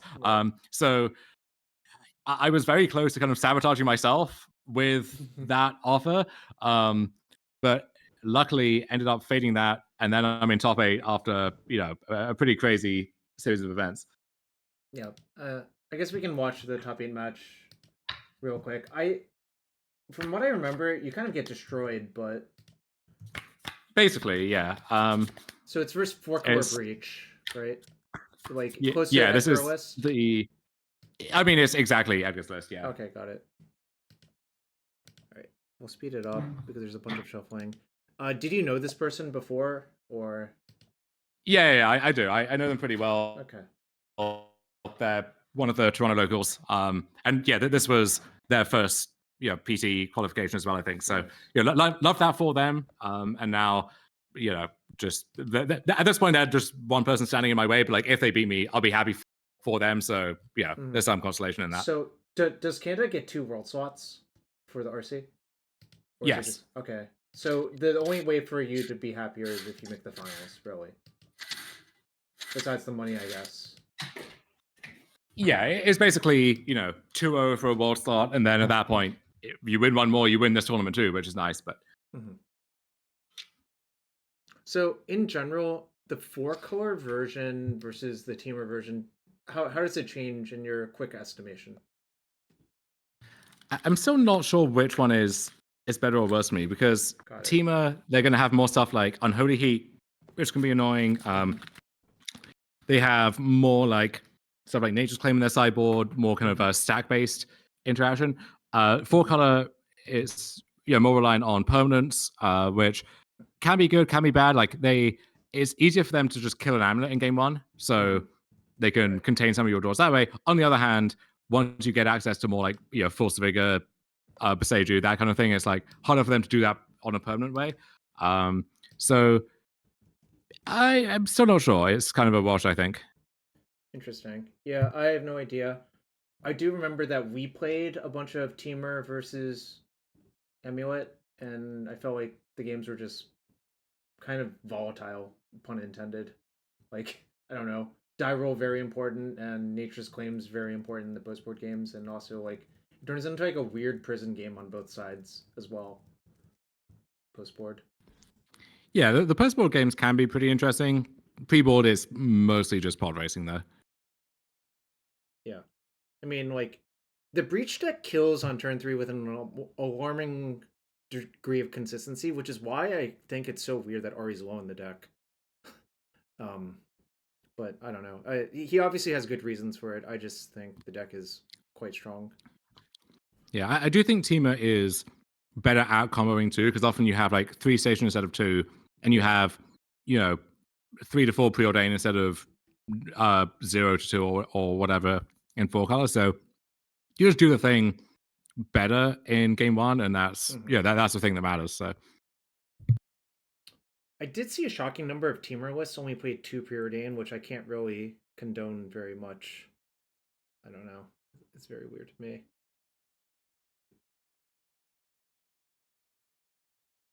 Also, it's funny, the breach deck almost never makes constructs in game 1, I think. I think like I can count, it's like single digit number of constructs I've made in game 1. Yeah, I mean, same thing from the Amulet side, like even less often probably. Like that, for the most part, really since Lord of the Rings, I would say, like the construct plan just is kind of fake now, at least for Amulet. With Breach, you have a bunch of like clues and Moxen and baubles and stuff. Like dual constructs get pretty big, but even in the fair matchups where it's meant to be good, like I just don't make constructs ever really these days. Wait, where is your Amulet or Spelunking? Okay, never mind. Well, there it is. Yeah, so here's the thing. I have Spelunking. The problem, I just don't have land. And it's kind of a similar spot to in against the Mardu guy, where here you see I have Lotus Field in my hand. So what I want to do this turn is put in, let's say I just draw some of the land. I have Grazer, I have double Scapeshift, Titan, and so on. So if you just draw like most other lands, I can get up to 4 and then Scapeshift and then parlay that into running it up, which there's stuff you can have in hand to mess it up, but instead just drawing a spell means I just don't really have any moves, and then I die either this turn or next turn. So I assume he said float, but like not bother to tap it. Pretty common shortcut. Yeah. So there's a world where this turn, on my turn, I just go off and do all the flashy stuff, and I'm a game up, but instead I take an L here. I think if the only necessary condition for you is to draw a land that makes green, you're actually in pretty good shape, right? Like that has to be a majority of your deck. Because Spelunking means it can be any tapped green source as well. I forget what it had to be exactly. Like maybe it's it might have to be a double land if I use my land drop already on that turn, which I guess I did. But even there, it's like any bounce Oh, land, any so vestige for Suva, um, it's like a 10, 11 out. So that obviously cuts it down a fair bit. But mhm. also if I, like, let's say that turn, no. So if I draw an untapped land instead, Yeah. I don't have to play the Oh, the uh Spelunking. the vestige. No, well, no. So I don't Oh, have I to play the see. vestige. I see. So let's say I Okay. draw like forest, right? Yeah. Play forest, cast blunking, I put in vestige, that gives me 2, then I can graze it in the lotus, get up to 4, and go from there. So yeah, I guess like any untap land means it's like 20 something outs instead. So yeah, decent odds, but you know, got my money in with decent odds, just not gonna hit They had the nice feature of pulling up your deck list in visual view, which is always nice. So yeah, I mean that was just Breach killing you on turn 3, I think, right? Or turn 4? turn 4, yeah. Turn 4 is maybe not good enough versus you sometimes. It depends a lot on your draw, but obviously it's kind of hard to mulligan a hand that can kill you fast regardless from the Breach side, right? I mean, against my good draws, it's not going to be good enough. But Yeah. from my perspective, I have to think like, okay, if he doesn't have a draw that's killing me turn 3, he's got to have some way to stop me killing him turn 3, or he would probably mulligan. And also, him being on the play because he's the highest seed means Sure. he can keep more of the marginal hand that might be a little bit too slow otherwise. So the oofs come in, the Boseiju comes in, the Vexing Evolve comes in, the Consigns come in, question mark, the Force of Vigor comes in. Force of Vigor, yes. I was not bodying the consigns because, like, Okay, sure. you're not trying to actually kind of spells with them, really. Yeah. And otherwise, you're trying to stop a saga at some point. It's just, I don't know. You have a lot of good sideboard cards. I don't think you need to dilute your deck Mhm. further at that point with the bad ones. And then from his side, he's boarding in the Besejus, some number of consigns. I would assume all of them, but I don't know for sure. Then the Needle, maybe the Heat, though I don't know again. And then you can make a case for like the ending or something as well. You can make a case for the Jace, because of the weird like what happens if your Oracle gets bogged scenario, I think, but I don't know if you Yeah, actually that want that to do that. that actually came up earlier in the day Uh-huh. against my breach opponent there, where I post board, I just like at one point he grape shotted to kill my oof and try and kill my reclaimer, but it was a 3/4, so it still lived. But then I was able to get bog the grape shot, and I thought, okay, that's kind of just a nice like value move in the short term.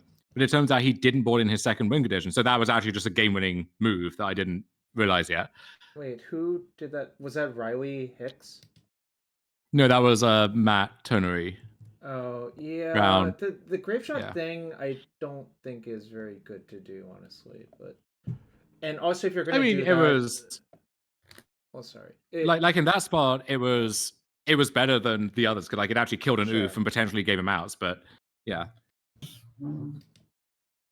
It's my experience that I think null rods are only annoying for the breach deck, not like game ending. Um, Especially if it's collector oof, because I think the breach deck is at its best at killing like an actual creature null rod. Like I think actual literal null rod or stony is a lot better versus breach than collector oof would be, but uh, I mostly agree. I mean, I think against me, they're going to board in however many like Nature's sure, Claims, yeah. Besajus. Like those are good cards against me anyway. So that kind of cuts both ways, right? Like you could Hmm. say they're going to have them regardless, so I want to overload those, Sure. or you could say you want them to need some of the removal that's maybe not good against me otherwise. It's maybe a case for the white splash is that like something like Portable Hull, it can hit Amulet, Sure. it can hit Cleared Roof. It's a bit more flexible. Same thing Mhm. with Prismatic Ending compared to like Unholy Heat, something like that. So I assume Boseiju Who Endures is needled because that's like the most important card to needle versus you. That's something we Yeah. discovered when we played the matches as well, I think. And also, once you know I have one, like this is going to be picked up by a bounce land at some point, right? So Yeah. it's going to be there. The awkward thing is I have at least one more Presage in my hand, so I got to constrain on just making land drops. And you can see here, I think I Yeah. just passed the turn without maybe I play the bauble here and legend roll it, but I have to think about it. I think I do, yeah. But yeah, I obviously really wish I was anything else from this Yeah, this position. I think a bounce land would have been ideal, honestly, right?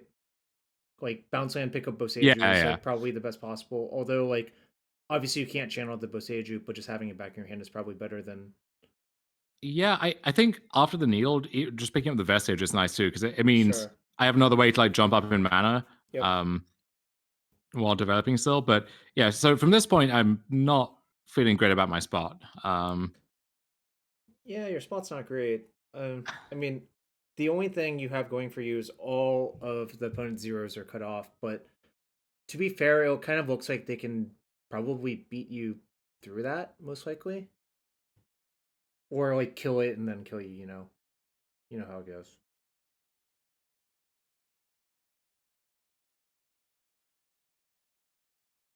So I wonder what your opponent's thinking about here.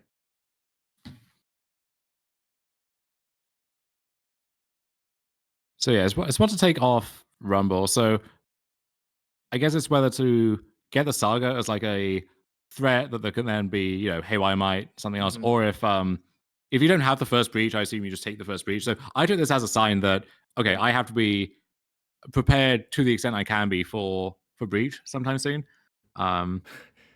Wait, so Emery attacked. Oh, Yeah, because you can't recast Bauble off of because of the Vexing Bauble, e- anyways. Yeah, so it makes sense. exactly. Yeah, And I think you need the Opal mana is indication. And your hand is Zenith, which can get Collector Oof and two unknowns from my. Well, I can't see them. Zenith something something. yeah, So you probably Zenith and for Oof is my suspicion, but yeah, this game is a pretty good showcase of Zenith. But like, if this was a pact, right? I mean, ignore the fact it would just get countered by my own bauble. But even aside from that, right? Like, I couldn't really use it as a setup tool here, whereas now it's actually like a Mhm. relevant card. But Also I remember, agonized for a bit. Zenith on turn one did get Dryad Arbor into play, Yes, which yeah. Summoner's Pact can never do. So, I mean, I guess you could do it, but you're not going to live very long after that. So I wouldn't recommend it. I'm sure there's some like deranged Matsugan deck that has padded for Arbor on turn one at some point, but regardless. So I actually end up getting Analyst here because it seems like the most direct route to winning anytime soon is going to Mm-hmm. be like, let's say I mill like a decent land or two, and then I find a fourth mana, and I can just like flip Analyst into something.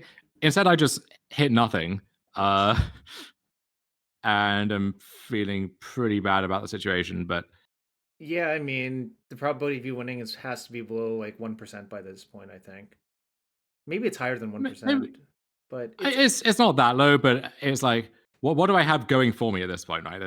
There's really nothing. And I also was thinking, so against like a saga that I know about, I can try and turtle up behind like Curator or Oof or something, but Mhm. they're not going to win the game by themselves probably. Also the And constructs are kind of an issue for you. I think this game. yeah, that too. A lot of interesting stuff to think about from your side. Although, like, Also, if I get Oof, I can't then turn my bauble into a new card to try and find like a useful sure, resource. So I'm kind of mulliganing again even further. second Spelunking is not it. That is basically 3 mana cycle. uh, Well, it's yeah, it's a redraw, but it does mean in the short term, he like if he finds hey, why am I off this saga? He can just stack it, replay it, use it again. But I have like three and counting things he's going to want to might at some point, and now with the amulet, it's mhm. potentially four. Um, I make sure to give him a nice Alex Hayne token for the fans Okay, at home. I'm gonna go on a rant.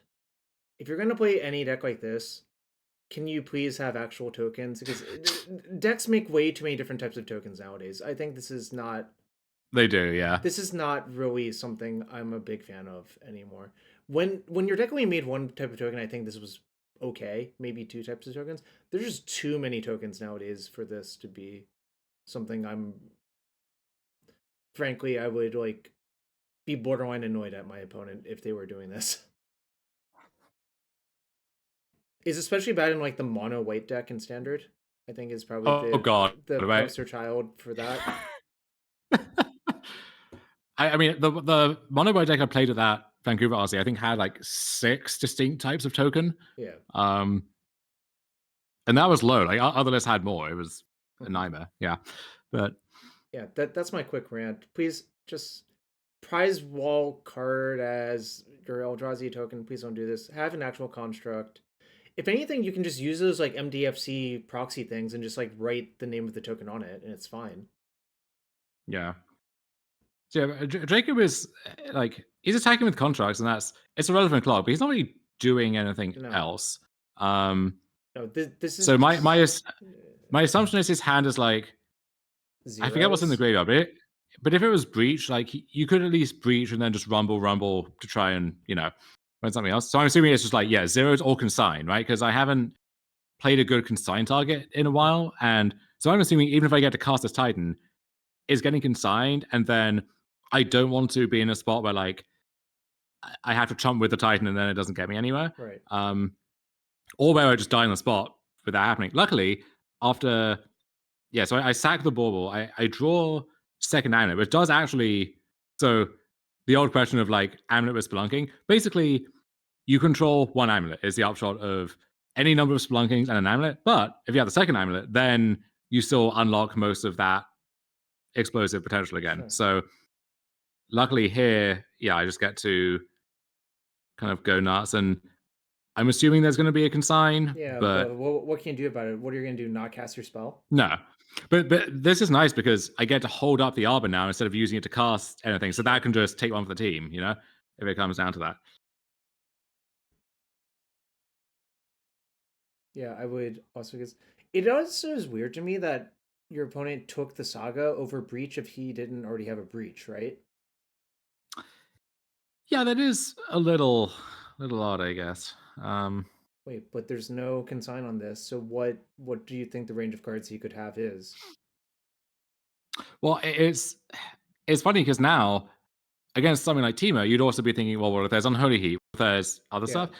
I don't have to worry about that. So I can just do what I want within reason.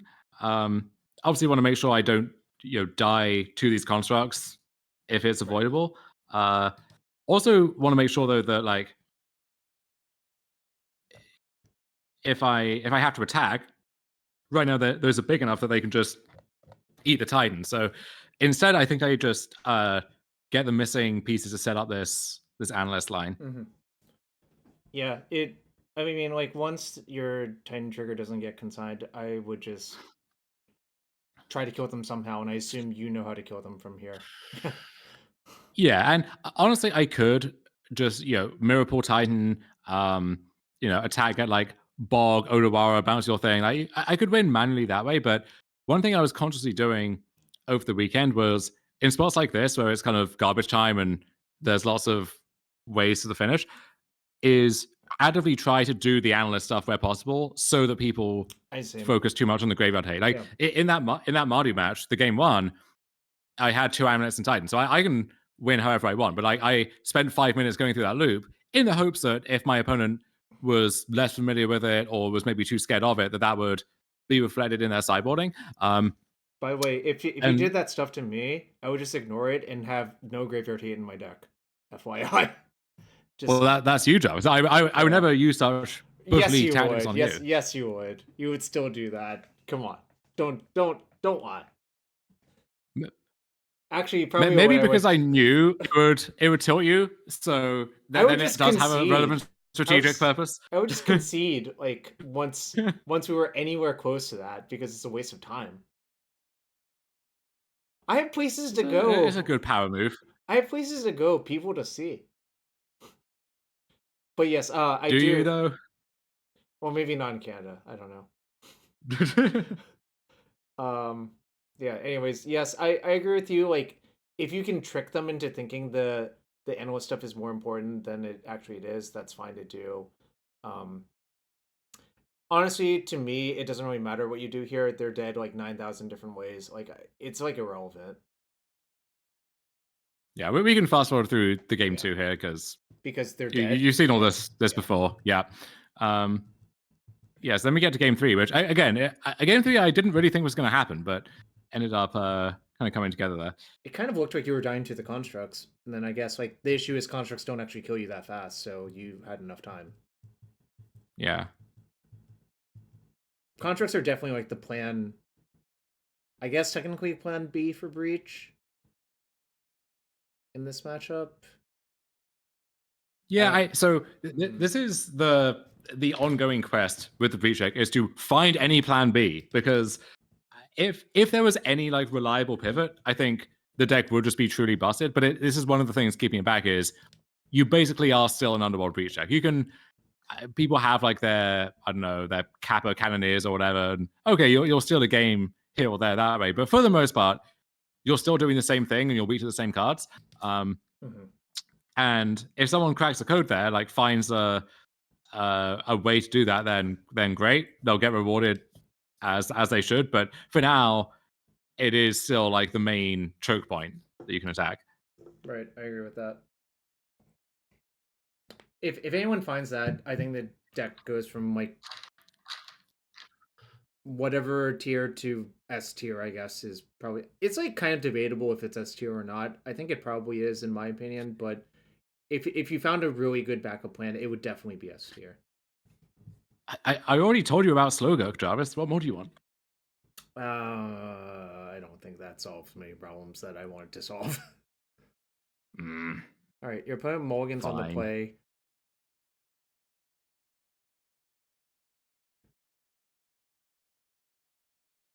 All right, how good is your hand?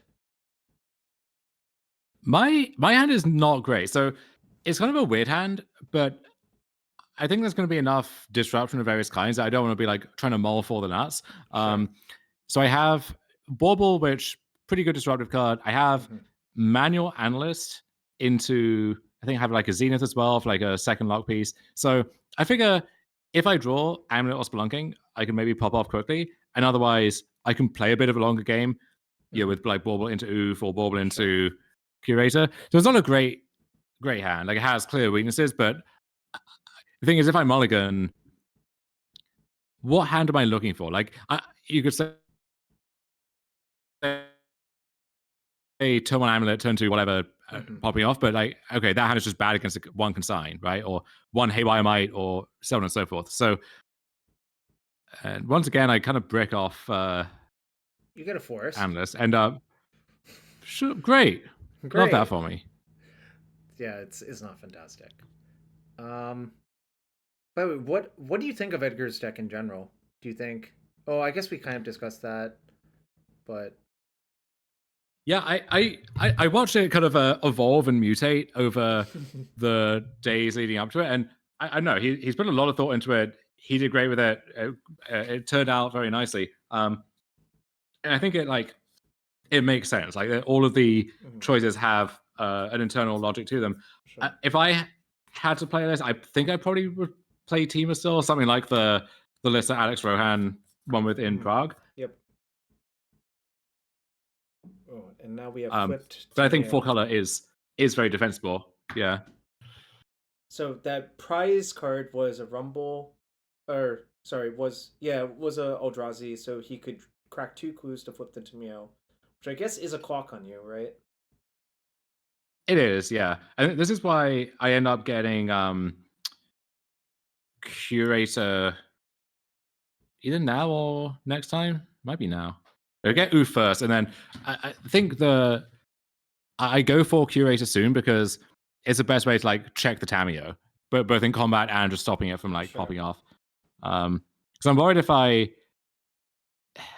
even if I had the ability to go for second Oof, if I hadn't milled it, the fact that there's a Tameo means if he just finds, I don't know, something like Prismatic Ending or whatever, like that can just kill 2 things. So I have to respect that.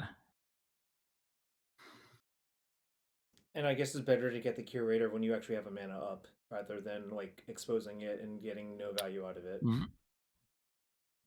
Yeah, exactly. So you've walked out your opponent's zeros, which is kind of funny because the oof sort of does a similar thing, right? Hold up, Jarvis. Do you know if the list cards come in foil? Why are you asking me questions that I clearly don't know the answer to?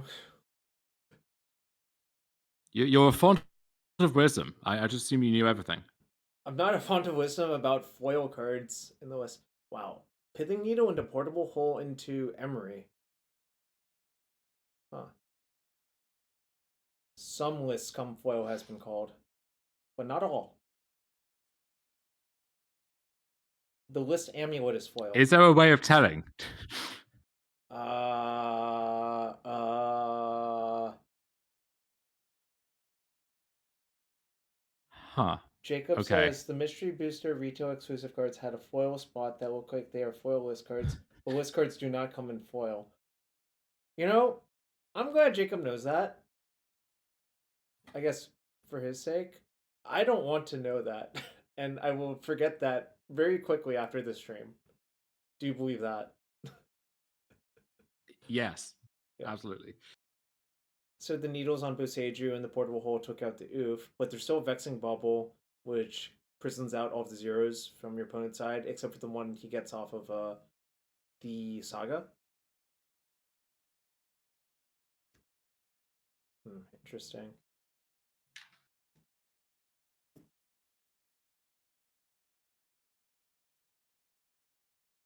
I feel like you're gonna die soon, though. It feels close. Yeah. I die right now, I believe. Really?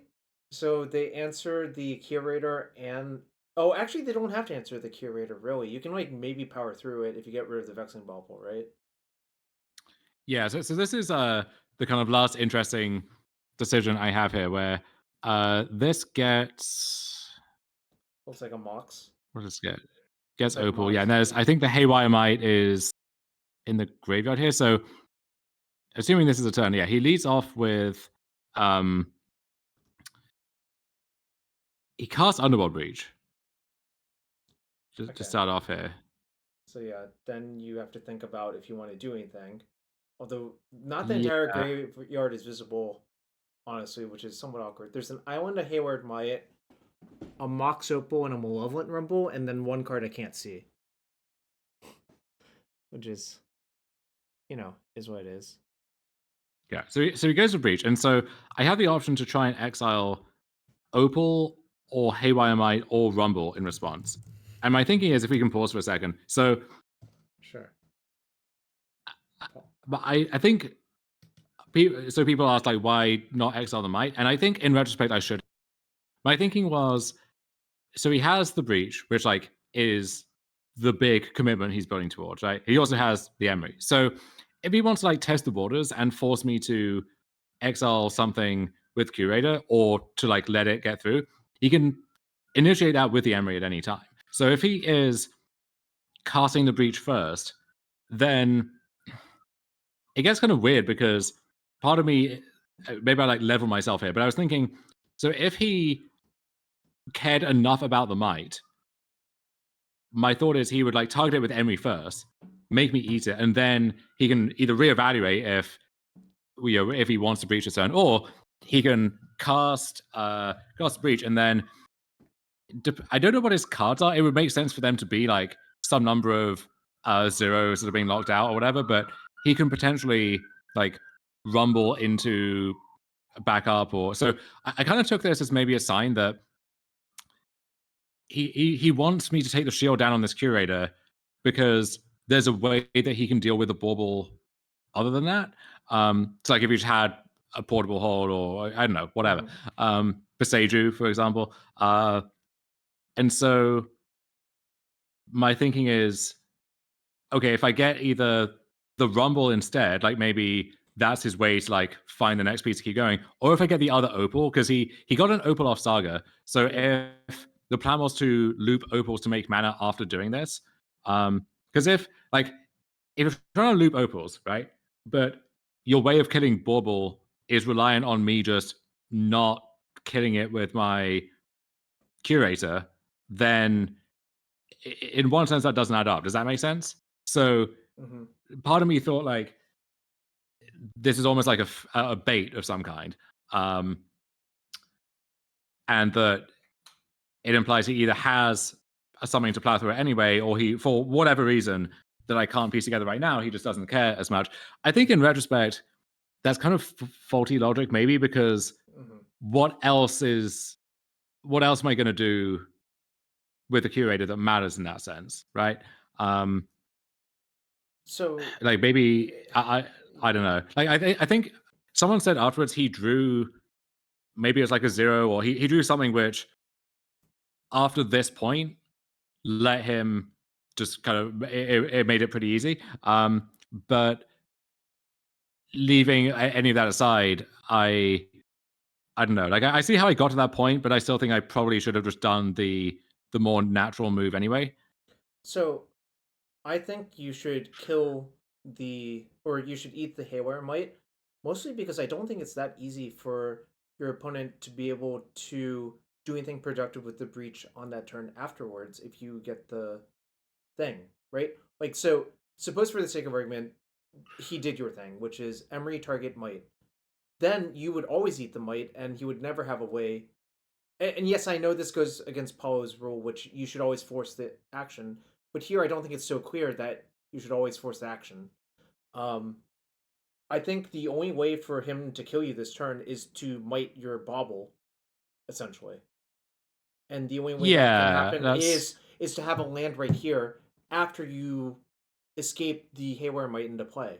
So if you had just eaten the Mite, what combinations of cards actually get you killed that turn? You might still lose a longer game. That I'm not denying that, but I think if you get the Mite out, it requires a lot more work to get around what's on board from you.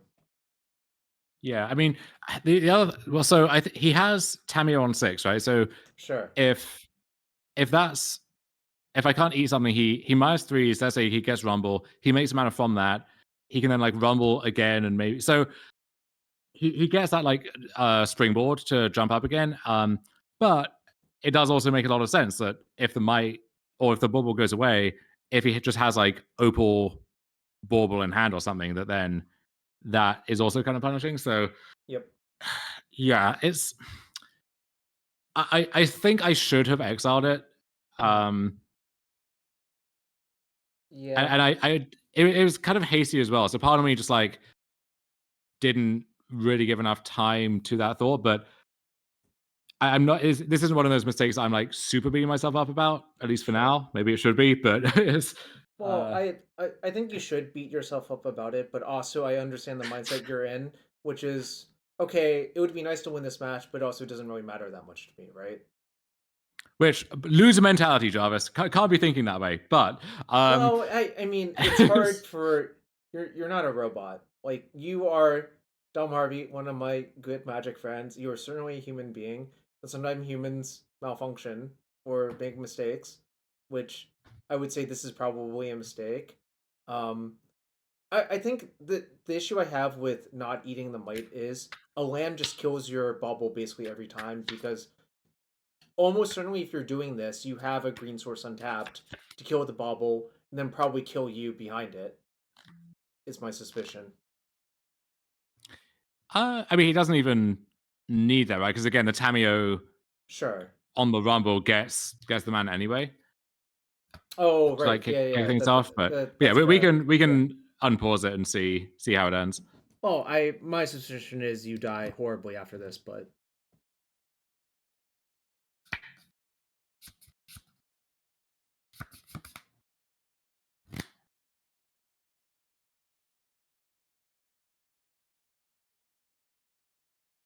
is it about now you're regretting not eating this haywire mite, or is it later? No, I mean, I knew in the moment that like, Sure. okay, this is a big turning point potentially, but Mhm.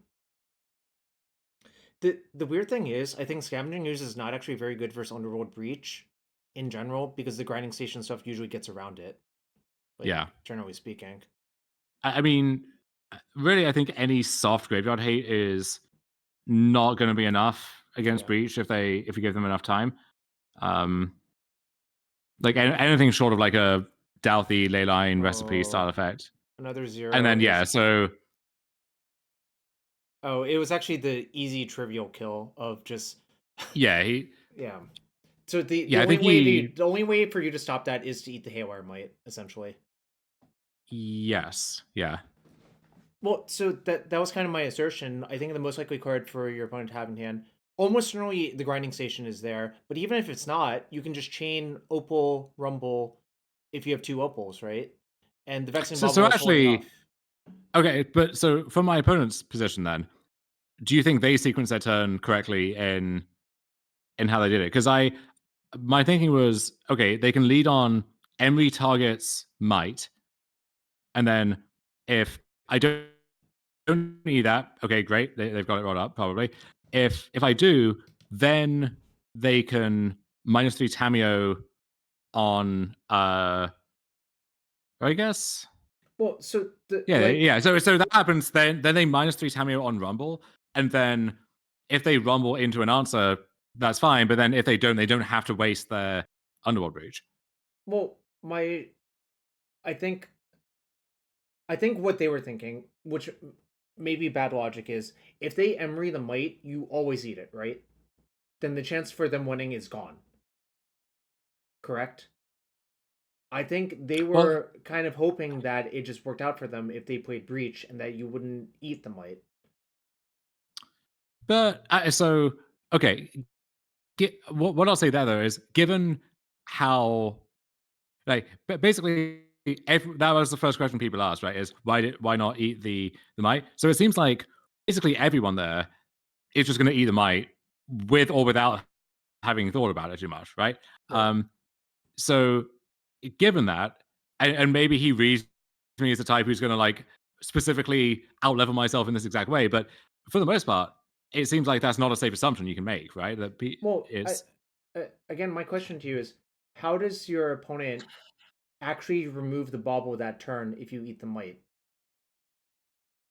well, they minus on Rumble, and then they rumble into any of Beseju, Portable Hole. Maybe it's just those two. No, but okay. Let's go back a real quick sec just to see how much mana they have. I believe they only had.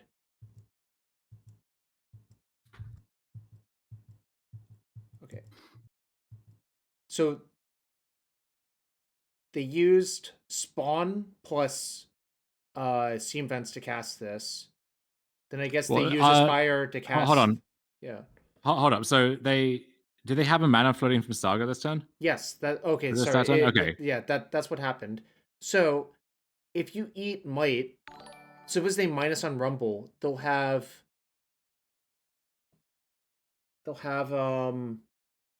I guess they'll So have they'll have green plus Opal. Okay, so then they can Rumble. I guess if they have an untapped Rainbow Source, then they can still remove your thing and then kill you, right? so they have colorless from Saga. They get 1 mana from Tameo. So let's say that by itself casts Rumble. So then they'll have Spawn, Steam Vents, Spire, uh, Mox Opal. Mm-hmm. So let's say they get. I mean, the math is pretty easy if it's Portable Hole. If it's Yeah. Beseju, they still have exactly enough to do Okay. that. And at that point, maybe it's a little weird again because I get a land back. No, actually, I don't because I've milled my other forest, so I can get Hedge Maze or Dryad Arbor, but those are tapped, or they can't Sure. make. So I actually, see. yeah, Beseju is clean too. Um, and then so if it's Wait, there was. Oh no, there was does have two procedure. Never mind. Okay. Yep. also if they miss the first time, if they get like another land, right? They could still try because they'd have excuse me. They have spawn 3 lands. They sack spawn. Let's say they tap Opal. They cast Breach. They play the land that they picked up. They rumble again, and so after that they have uh, untapped land spawn. So then maybe they are choked on mana, except no, because then actually they unlock their opals again, right? So I think they're fine in that situation. So yeah, but basically like they get to they get to rumble twice, Okay, and that's which I think gives them pretty decent odds because they hadn't hit any of those cards already, I believe. Right? There's no hold in circulation, no no. There's a hole right Boseiju. there. There's a hole right there. So there's But one hole. there's one there, yeah. One hole, 2 Boseiju, and 8 looks. Let's say for the sake of argument, there's like 40-ish cards left, 45 cards left. Right? 3. I mean, they're only like 45%. Like, it's not that high. Yeah, but the other thing is like in the world where, so let's say we make the suggested trade, right? Yeah. And then there, I could imagine lines where let's say they rumble once, they do whatever, but they end up in a spot where they either miss or completely, or they can kill Curator as well, or kill Bulb or whatever, but then they can't go off after that this turn.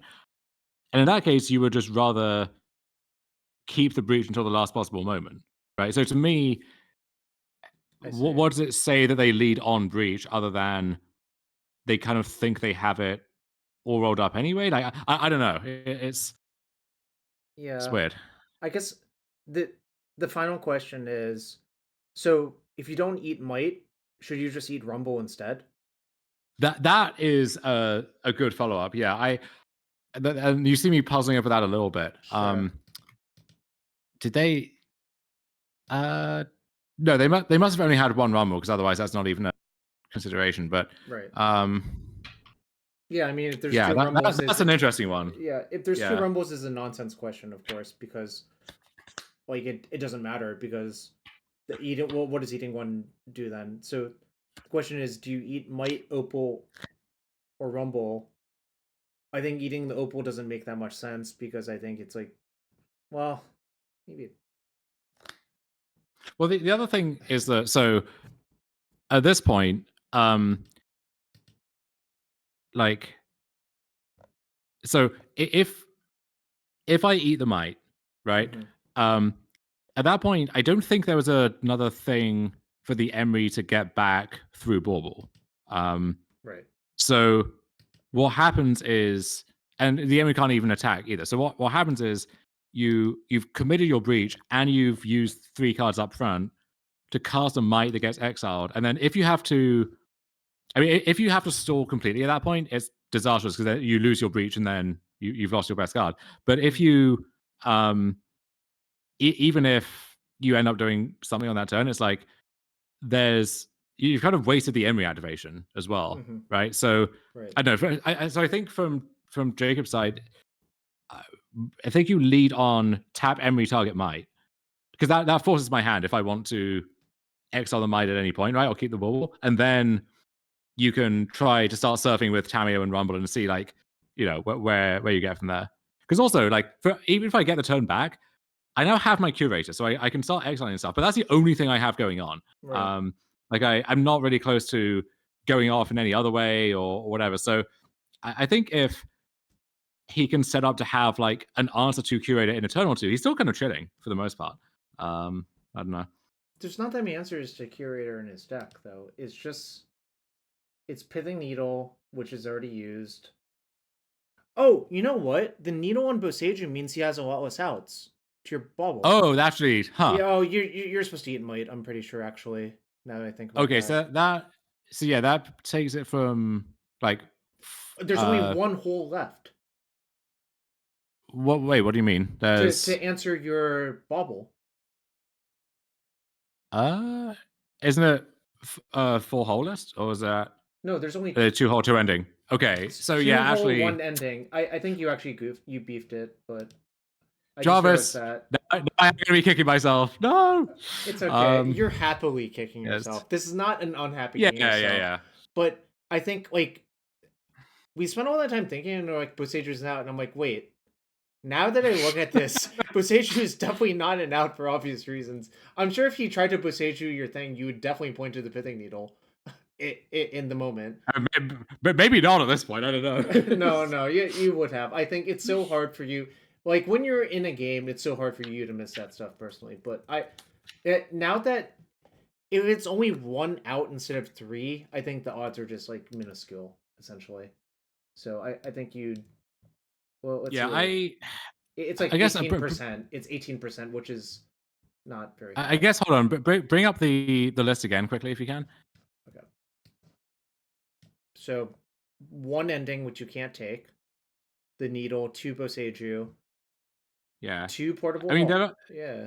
I don't know. I mean, there are also. Let's see. No, because it kind of has to answer that up front. I guess it gets weird if, like, let's say he rumbles over, let's say, the ending. He can't take it, but he can breach it back if the breach is in play already. Right. Or the Teferi kind of same deal, right? Yeah. But it's Yeah. I think I messed it up, but yeah. I mean, like yeah. obviously, like at the time you were thinking about a bunch of things, and it turns out very few of the things that you were thinking about actually matter. Except, do you think your opponent can deal with the bauble if you deny the Hail or Might? And I think once you realize the Boseijus are no longer an out, I think it's very unlikely that your opponent will be able to. So I think his sequencing was a bit weird, maybe, but like my mistake in return is more, obviously has more of an immediate impact, and I think is more kind of egregious or whatever on the whole. I think your opponent managed to successfully trick you, essentially, is what I would say. Because I think the level 1 play is definitely Eat the Might, because it's like, well, I have this Vexing Bauble, you have to answer it to win. Most people would just do that instinctually. You, being better than most people, managed to trick yourself into not doing it, I think is what happened. By thinking it all the way through. But maybe. I don't know. It just seems like, again, like I said, if I Eat the Might, right, like it's... Yeah. If you're going to commit the breach, you have to be really sure that you're parlaying that into something relevant this turn, or you have to be like supremely confident that I'm not going to Eat the Might. You just have the absolute soul read, right? But I don't know if you can be that fully confident. I don't know. It's weird. That was just so, like, I think I would have just assumed my opponent messed up and eaten the Might, frankly. Especially seeing the Pithing Needle on Boseiju, which would have worked out. Yeah, I don't know. That's what I mean. Like, I think it is. I think it's. I haven't asked him about it, but I think it is possible that he did mess up, but in a way that it gave me room to like level myself in a way that worked in his favor. So I think those spots are kind of not uncommon, honestly, where like there's kind of mistakes being exchanged, but in ways where like one mistake sets up the other mistake, if that makes sense. This is a common saying in chess. The only thing that matters is the last mistake, and I think you made the last mistake. Omar said Reicher just outplayed Dom Ob. Well, yeah, I mean, no surprises there. We'll do it again. Yeah. But... So, I mean, I will say, obviously, you mostly played very well. Like, it's just so hard to play a tournament perfectly. Everyone's gonna mess up at some point. Yeah, it's like, if I look over the course of 15 rounds or whatever, there were definitely spots where I felt like I could or should have played better. There were spots where I played bad and just didn't get punished for it. And then there were, I think, 1 or 2 spots like that game 2 against Sean where I actually found a line or a way to win that I think most people would not have. So on balance, I can't be too mad at myself, I think. And like, I don't know. I think just as a practical matter, like, if you're going to play long tournaments, you have to give yourself some slack over the course of that, because like you're going to make mistakes, and if you're going to beat yourself up endlessly over mistakes like that, then you're essentially dooming yourself for when that happens. So yeah, not ideal, but so it goes. And like I said to people afterwards, like whether or not I beefed it or I got unlucky, whatever, I got what I came for the most part. So which I hope I convert on that, because like, and I know you feel this as well. It's like at some point, just playing yet another PT is kind of whatever. You want to feel like you belong on that level and to do well on that level. So hopefully I don't just scrub out of PT Final Fantasy without participating meaningfully in the tournament again. But got a few months to wait for that. Yep. Anyways, I want to say congrats to you. I definitely feel that vibe. I think for me personally, it like playing a 28th Pro Tour with like another 3-5 finish or like a 9-7 finish would not be very appealing to me personally. I don't think it really does anything, if that makes sense. Look, I would take a hard fought 10-6 at this point. If I Oh yeah, 10-6, yeah, yeah. and Of course. and I feel like I mostly kept it together and had a good process. Like, great, okay, well, let's do this again sometime. But Mhm. I haven't even been able to clear that bar consistently enough lately. So we'll Well, see. I We'll mean, see. I do think I don't know. I think modern is definitely a better format for you to do that in because I think format knowledge matters a lot. Um, it's kind of weird for me because I've actually played modern since the very beginning, which by this point it is modern is 14 years old as a format, which is kind of terrifying to think about. You know, 14 years is a lot. God, we Ari and I did that 10-year anniversary I of one know. episode, and that is almost 4 years ago. So what the hell? Okay. Yeah. Well, ooh, I just tilt opened a chest and there was a Duskworn set. Huh. Oh, let's go. Yeah. Oh, Well. set? Yeah. Jarvis, you noob blocker, you.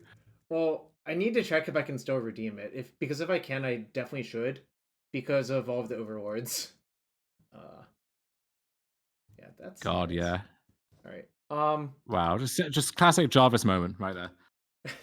No, a classic Jarvis moment would be right clicking open all by accident. That was the classic Jarvis moment way back when. Um. Anyways, yeah. Wish you the best of luck. I guess you're not playing Chicago, correct? You're not showing up to Chicago in any capacity. Well, so my plan was to go out there, stay with the Chicago guys like Theo, Connor, and so on, and like help them draft and test and stuff in person, even if I wasn't queued myself.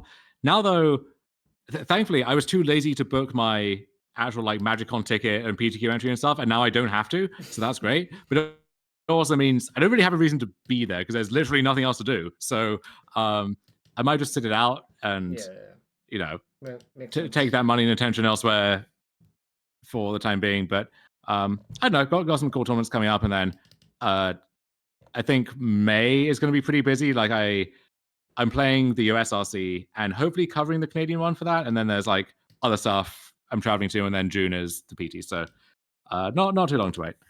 Yeah. You just have a little bit of time of resting, maybe batten down the hatches in Toronto, as the kids say.